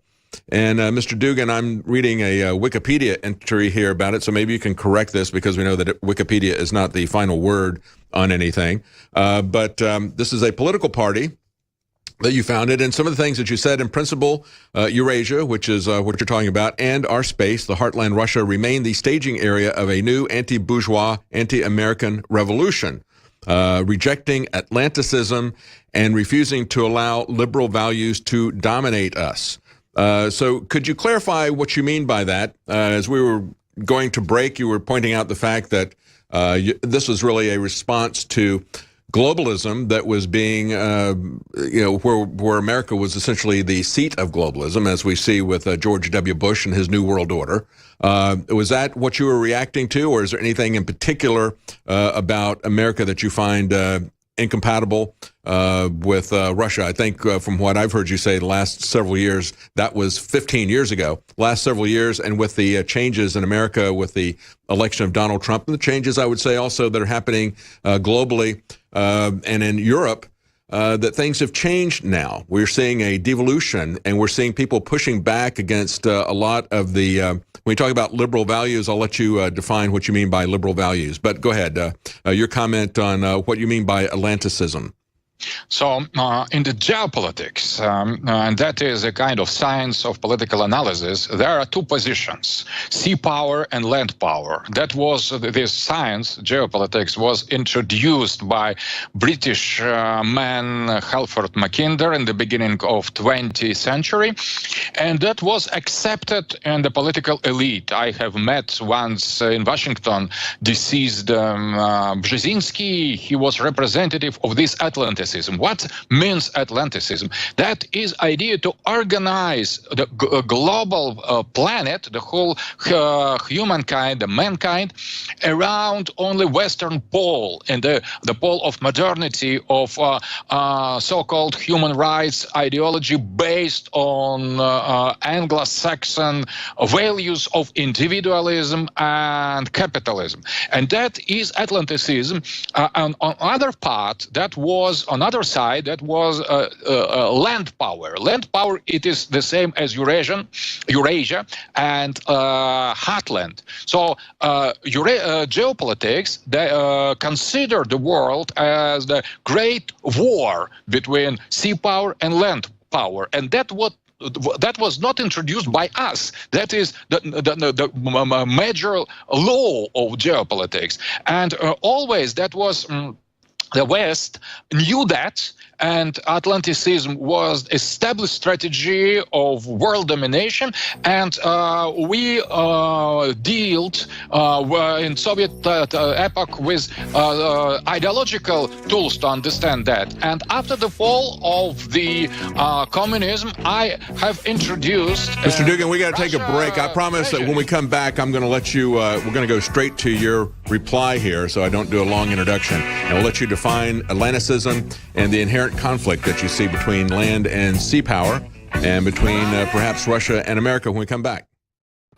Welcome back. I'm David Knight, and we're talking to Aleksandr Dugin, political scientist, very active politically. His books have had a lot of influence in Russian political thought.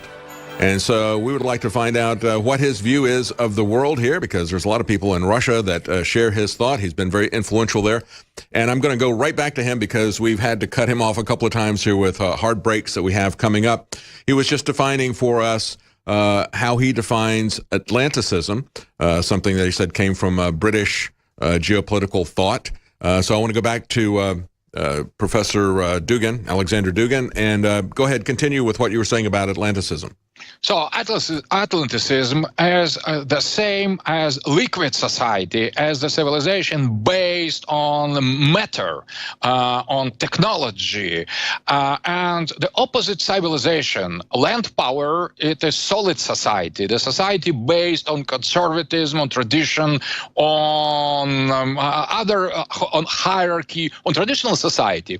So the Atlanticism is the kind of strategical manifestation of modernity, and the land power or Eurasianism is a strategical representation of the tradition, of the conservative traditional values. That was proposed by English school of geopolitics, that was accepted by German school of geopolitics during 30, and above all by Carl Schmitt, German philosopher. And after the fall of the communism, we have discovered that for us, because we were heartland, we were named, called a kind of the greatest enemy of Atlanticism, because that weren't us who started that. That was an Anglo-Saxon strategical vision of Mackinder. But we have accepted this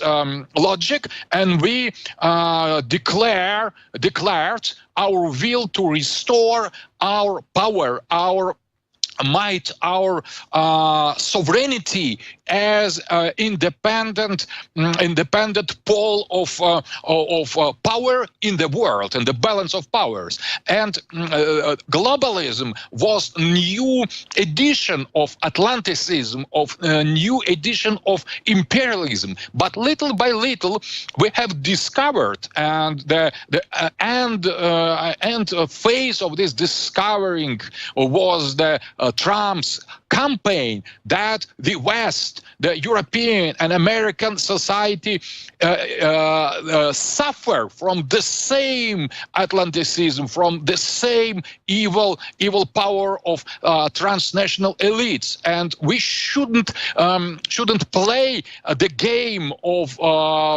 this globalist elite. They try to oppose our people against American people, and that hatred of Russians, and as well the symmetric hatred of Americans in our country, both these currents, they serve the cause of globalists. So we need to redefine geopolitics now, because we are dealing with the same power, with the same evil that attacks us, Americans and Russians. So now we have entered new era of geopolitics, of vertical geopolitics, not horizontal geopolitics. And I think that now we see Trump's supporters are the real America, and Atlanticists. They want use real Americans in order to start the new war with us. As well, the other forces, they try to use us against Americans. But we need to liberate ourselves from this hypnosis, from this mind control, in order to return to our identity. identity to our Christian, to our tradition, to our Greek, Romans, European, Russian, Slavic, Byzantine, Latin, German, and Celtic roots, because we should not be object of this globalist game. We should return to be subjects of it. We should. I understand what you're saying. Yeah, we need to establish that true diversity, true multiculturalism is allowing different countries to pursue their own cultures and so forth. And I guess as you're talking about Atlanticism, grew out of the British concept of sea power that they were able to project, and out of that we had globalism that was based on projecting power, based on shipping, based on trade and that sort of thing. But it has become a structure that has attacked the very countries, both the U.S. and Britain, that created and thrived on that. Now it has turned on those countries. So I think we see with Brexit, as well as with Trump, we see internal movements that are saying, no, we're going to pursue our own national interest, not the interest of those who have become the multinational corporations. We're going to have a true multiculturalism, a true diversity of different national peoples. Would you say that's correct? I agree with that, and I think that changed everything.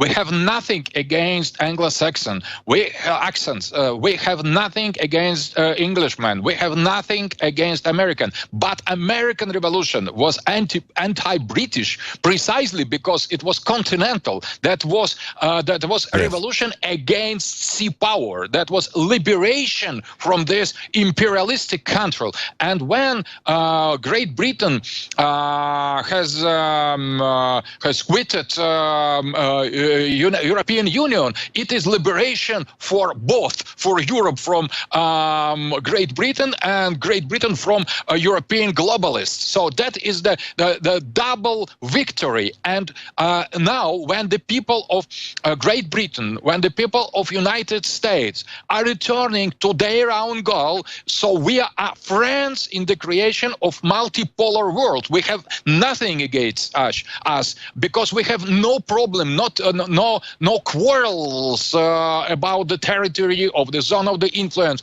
We could solve any problem, and there will be no reason to war, because only this domination of globalist elite creates the wars, the conflicts. We could deal easily with each other if we give together the possibility and the right to be different. This positive appreciation, the positive understanding of difference, that is precisely what we lack. And that is the game of globalists. They try to impose unique measure of things. They try to create a they try to make their agenda universal one, and that is not true. Against that we are fighting, but we should fight against globalism together with American, with English men, because we are attacked by the same enemy.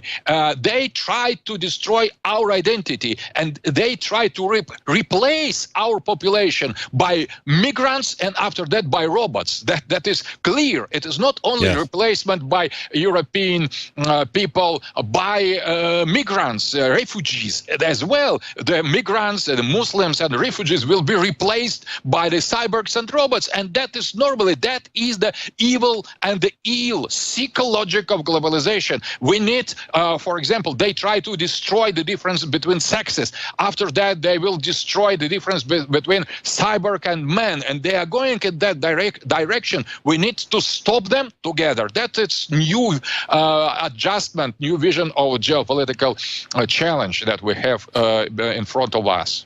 We got to take a quick break. If I can get you to stay one more segment with us, that'd be great. And I want to pick up on that, too, because you said something I think that's very interesting, that they want to destroy the difference between men and women. And the next thing that they want to do is destroy the difference between man and machine. That is what's coming up. And it was interesting because Putin said the very same thing earlier this week, warning people about genetically engineered humans that will feel no pain, feel no fear, and have superhuman capabilities. It's not just Skynet becoming self-aware, but we have to understand the dangers that are inherent in this and the few people who want to control the world. So we're going to be talking about that, as well as what's happening in Europe with the decentralization of power, the movement that's going on there with Aleksandr Dugin. When we come back, I'm David Knight. Stay with us. Welcome back. I'm David Knight, and we're talking to Aleksandr Dugin. Very important to understand Russian perspectives, to understand how things have changed in the 100 years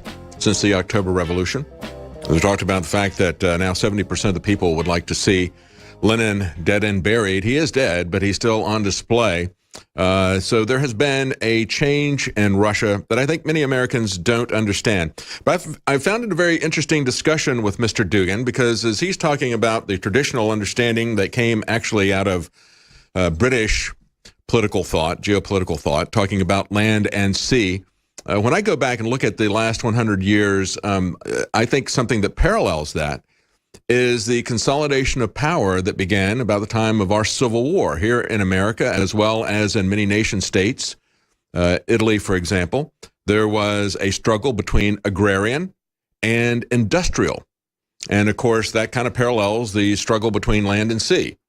The industrial powers that were consolidating everything into nation states were very much focused on trade and about domination, and they were globally and outwardly focused, whereas the agrarian interests were very much, about their local area. And so I think that is one way to understand what Mr. Dugin is saying, another context to look at it. And we have seen that kind of consolidation and has progressed until we have seen the European Union and other types of unions. They want to progress that into a global government. So I want to get his comments now about what he sees happening in the near future, the forces that are now moving the pendulum back in the other direction, away from this consolidation, away from this homogenization. Because as we pointed out in the last segment, you have, with different nations, you have this culturally diverse situation. That's true multiculturalism, true diversity, when you have this rich tapestry of nations and cultures.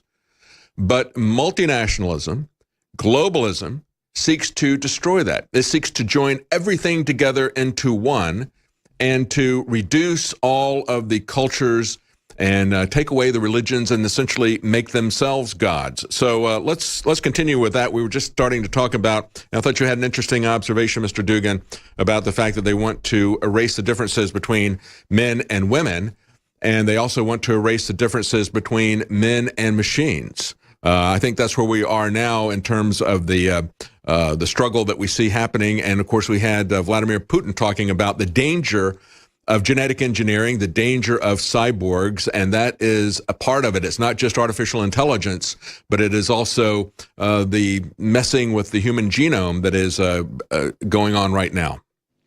So exactly. What is interesting, you have mentioned very important things. Traditional society was based on agriculture. Agriculture, it is the essence of traditional society. Modernity came with industrial development, and that was a kind of international world order based on the competition between growing industrial countries. That was the first stage of globalization. And that was the end of traditional society. But now we are coming to the third stage of the same process, that is post-modernity. It is post-industrial society that is centered around global finances represented by persons as George Soros, and as well on the virtual reality. Virtual reality and artificial intelligence, as well the creation of cyber. That is the logical stage of this globalization, because traditional society is has its root in the agriculture.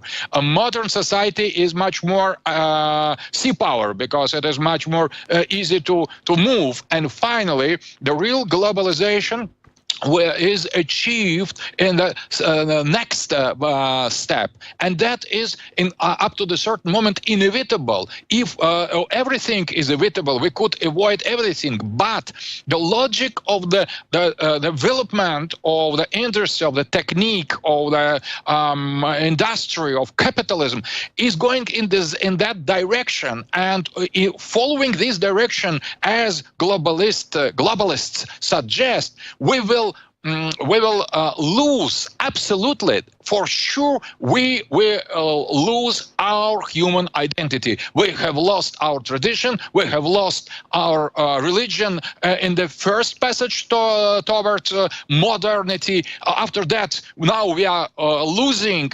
modern national states based on industrial basis in economy. And now we are going in the third stage.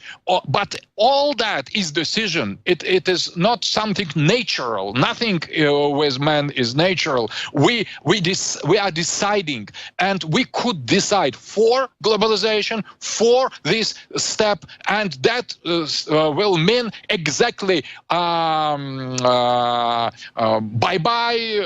human, goodbye humankind. That will welcome cyborgs, because that is logical consequence of this development. And at the same time, we could stop here. We could say no more, enough, and that depends on us. And when you say that you give the voice to the silent majority, that is essential, because we should ask the people if you want to be replaced by robot. But that is exactly the only reason, the only meaning of globalists' agenda. So if they agree, if this silent majority agrees, we could recognize that as inevitable. But if not, so we should say the people the truth. We should open for them the horizons of their own decisions. We should not let globalists decide in spite of us, in our name, in our sake. We who can say yes, please vote for Hillary, who decides otherwise, who is trying to preserve human dignity, should vote Trump, support Putin, and absolutely support InfoWar and Alex Jones and you and all your staff. Well, I appreciate that. That's very, and I think you're exactly right. People have to understand what the decision before them is. This is a time to decide. Many people are still asleep. They're not paying attention to what is going on.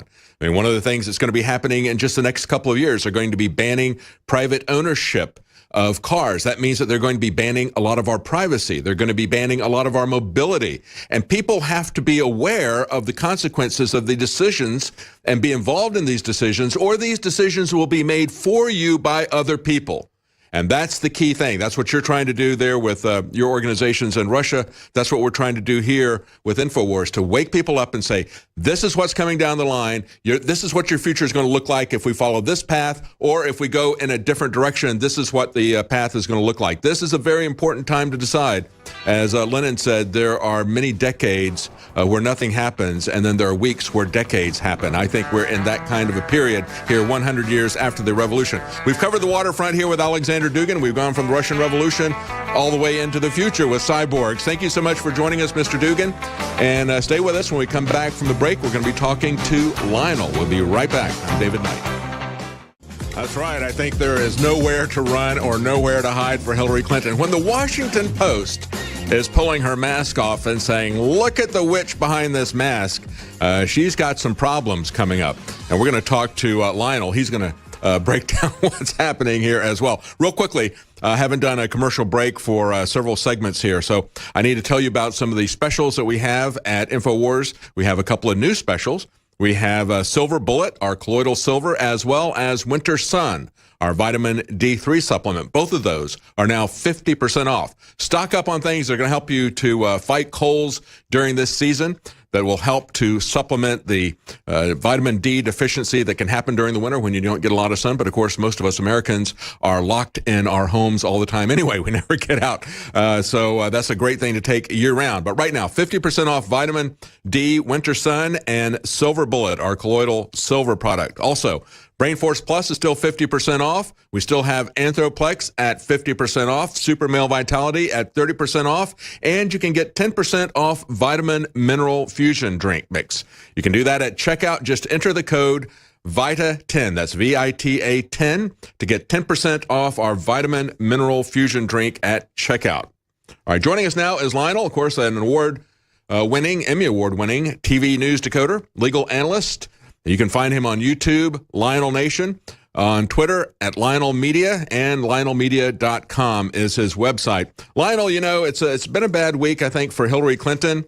The Washington Post is exposing her. And then we've got even Robert Mueller going after Fredo Podesta. That's what Sean Spicer called him. He said, understand, this guy is just Fredo, okay, as part of the organized crime family. But what's going on, in your opinion? Okay, a couple of things here. Number one, first, this is the most important issue there is. Let's go through the parties. Global GPS and the DNC and Hillary Rodham Felon, who, by the way, tomorrow turns 70, Madam Oven Mitt, the woman who cloned the Mao jacket and bunker gear tomorrow, and as a sign of solidarity, David, if you could, tomorrow, whenever I meet people, rather than say, how about Hillary, I'm just going to do this.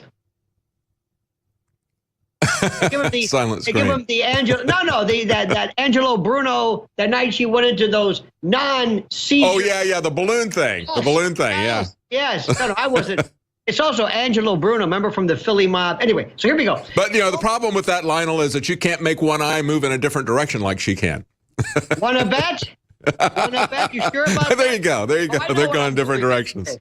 Now that I'm right. Now, Global GPS works with DNC and Hillary Clinton, and this is the way it is.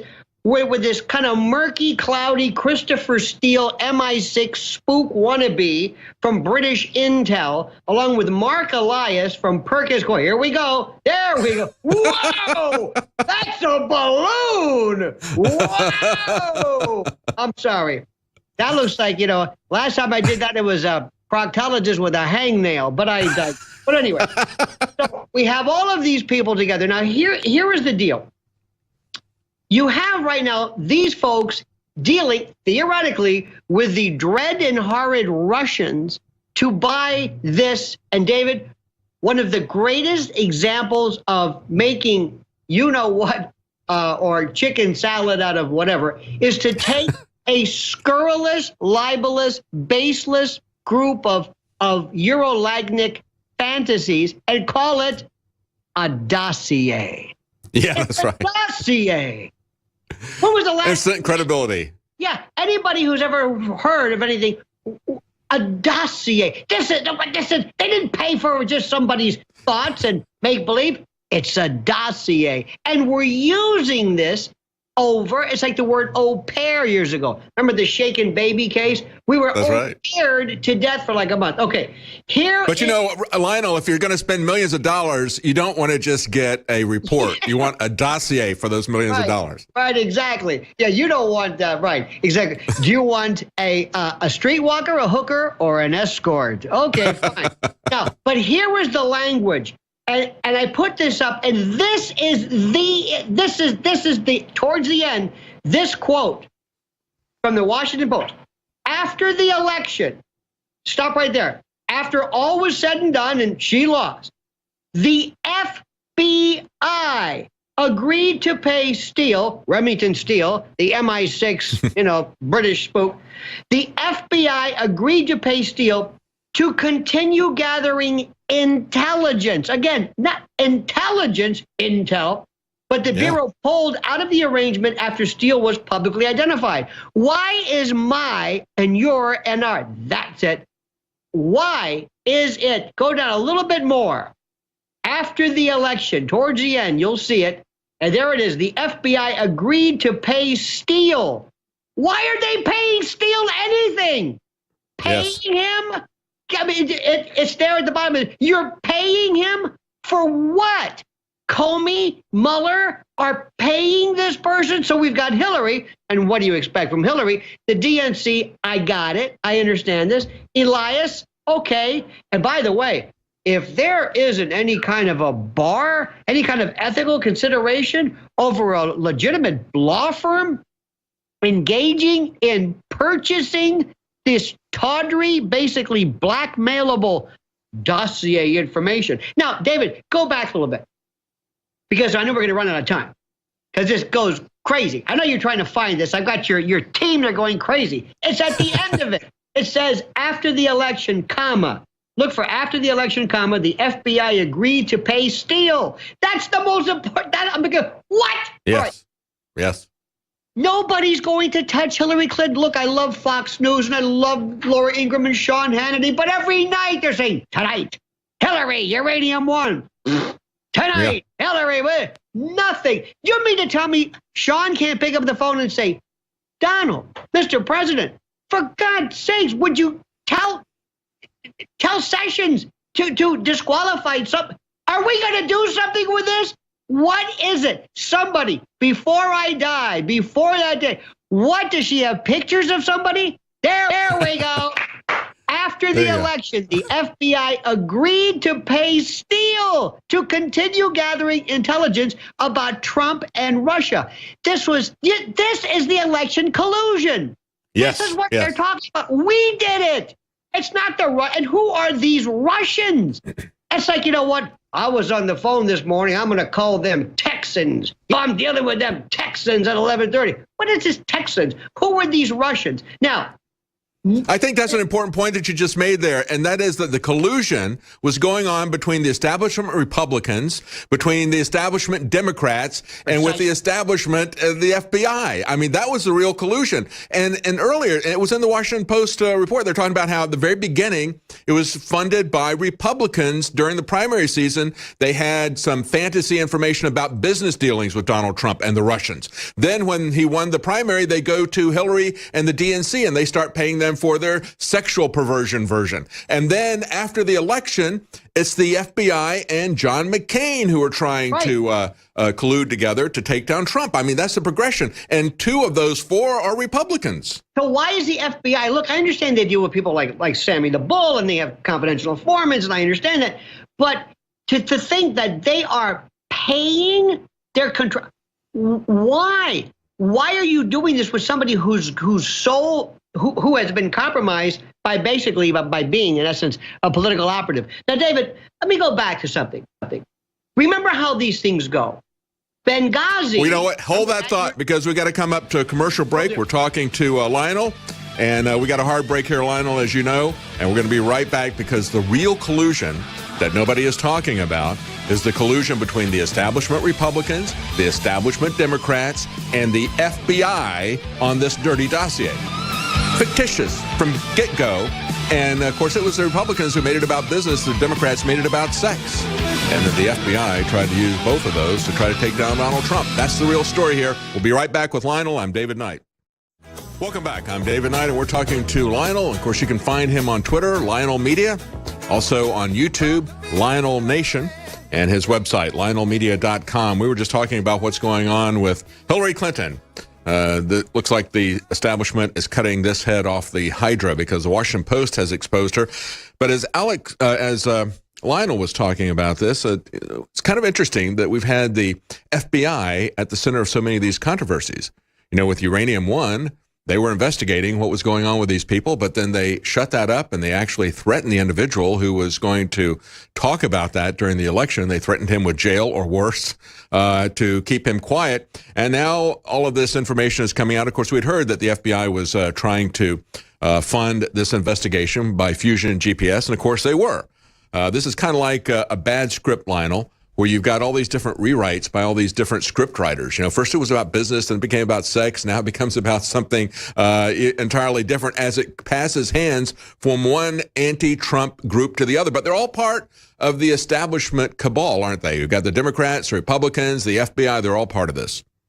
And we're the conspiracy theorists. In fact, I tell people, welcome to the conspiratorium. This is the conspiratorium clerisy. Let me just repeat a couple of things here. Number one, David, literally, I am losing my mind trying to keep track of stuff to remind people. You know, Benghazi, remember that years ago, gave us Emailgate, and Emailgate gave us Servergate, and Servergate gave us Wienergate, and Wienergate gave us the sideline Pizzagate, that was a bit, they jumped the gun on that one, but the underlying subject matter is not going anywhere. And now we have this. Then we have Hillary, who, by the way, let me ask you this. David, it's been asked before, how many rapists and convicted and identified sex perverts and defendants do you know? I'm a trial lawyer, and I don't know that many. Hillary Clinton has Bill, Harvey Weinstein, Wiener. Yeah. I mean, this is now, and also, isn't it interesting that Donald Trump, who is the notorious, famed germaphobe, is involving himself in urolagnia and waterworks in a Russian Motel 6. Look, I mean, none of this makes any sense. But here's the deal also. The next time somebody comes after you, David, let's say the FBI comes and says, Nadia, we're going to talk to you, FBI. Oh, you want my help? Yes. How much are you going to pay me? How much are you going to what? Pay me, pay me, pay. No, we subpoena. No, we're the FBI. But if you're Steele and you're Fusion GPS, no, you're paid. You're paid by this. Now, what I want to know, David, listen, or if you're Hillary and they come in and say, we want to talk to you, you say, no, I don't think so. Go away. Right. And Hillary says, well, I told you maybe you're not going to ask me under oath. You're not going to take any notes. Mm-hmm. And maybe I'll answer it. I'm not really sure. I mean, this is beyond anything. But here is the bottom line. This is where you and your indefatigable work and Alex and what you do, and I never miss this daily. I'm not just saying it because you're here, though it adds tremendous weight to the severity of my sincerity. But what I'm saying is that this is the tip of the spear. And as much as we all love Fox, I say this again, what are you going to do about this? Yes. You keep haunting us every day with, oh, we've got this. You've got a pipeline. How many people have had the president, well, Alex did, on the phone? You mean to tell me you can't say, can you leave me a special number? We put together all of this stuff about Uranium One. What's going to come of this? Unless it's at that level, Hillary says, oh, Knight, oh, you don't know how this works, do you?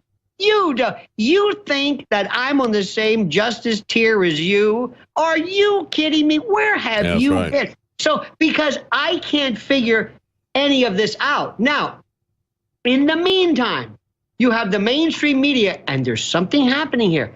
They're cracking. Because this is the Wall Street Journal, Washington Post. This is the Washington Post story. They're giving in. They're realizing. And you got the situation with Mueller, who was a bagman for the uranium stuff, and now he's all of a sudden, I'm going to investigate the brother of one of the mafia dons here, John Podesta's brother. I'm going to take a look at Fredo, as Sean Spicer called him. So these things have happened just within the last 24 hours or so. You've had Robert Mueller say, I'm going to go after Podesta's brother, and you got the Washington Post exposing stuff about Hillary Clinton. Should point out, something is really changing here. I think they're trying to do damage control, don't you? And let me tell you something. If you think if you don't know, there's those in our generation know the Shinola joke and how sometimes things can lose their luster. Remember when we were kids, they came out with a diet candy called AIDS? Remember that one? That wasn't a big seller for obvious reasons. Well, when you mentioned today Podesta's brother, do you know what people in the conspiratorium say? Wait a minute. They got him? Well, no, it's something else.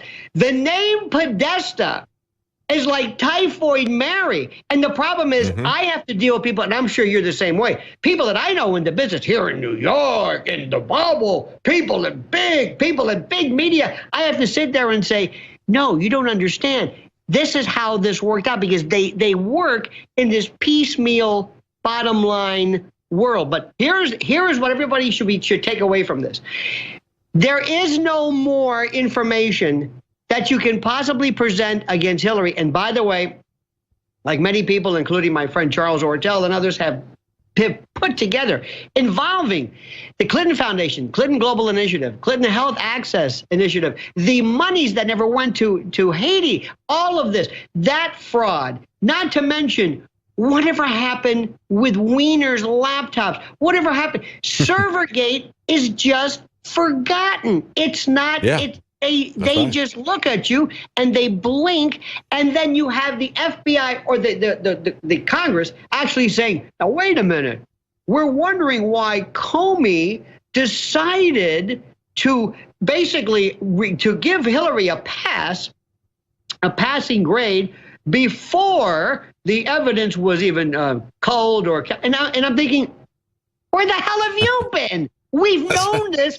Did you just realize this? We have been screaming, but never forget.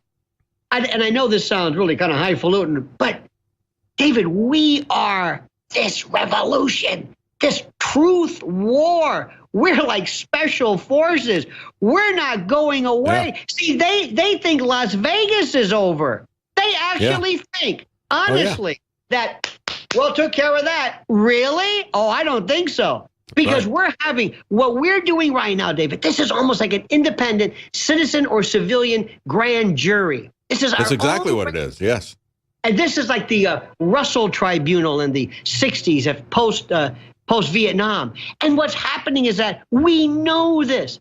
Hillary Clinton has lived in this inertia bubble where she lives in her own, she has her own gravity, her own sense of up and down, this untouchable.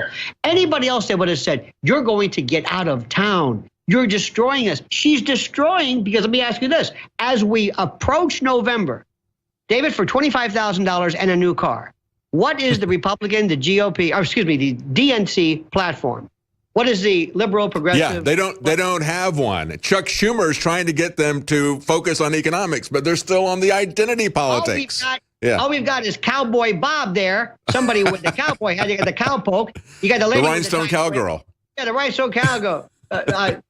This incoherent babbling, and you have their version of this. So help me God, because I get these all the time on an email list and stuff. Colbert blasts Trump. Trevor Noah says, what the heck does that mean? Imagine when we were kids, Alan Seuss lets Nixon have it. The Smothers Brothers attacked Vietnam. That's not news. There's nothing there. And that's right. And you would think these late night comedians would go after the rhinestone cowgirl. I mean, that is a target rich environment, but they just leave her alone. You know, she probably said, listen, I don't want to wear this hat. No, you have to. Maxine's got the wig. You got to wear the hat. I don't want to wear the hat. I look like a fool. Wear the hat. Now, you've got Sheriff Clark. I like to see Sheriff Clark and this one as some kind of a OK Corral hat off or something. I mean, what is this? But here's what's going on. While we laugh, the world is still in complete conflagration. And what we're talking about is nothing.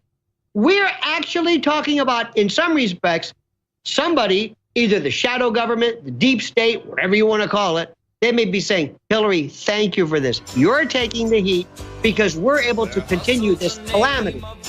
That's right. That's right. And it's very interesting to see what's going on. And, of course, it's not just Hillary, but we've got the establishment Republicans who are bailing left and right rather than run for re-election. What are they afraid we're going to find out? Maybe they're part of this cover-up because it is bipartisan and it involves the FBI. Thank you so much for joining us, Lionel. That's the conclusion of our show. And you can find him, Lionel Media, on Twitter.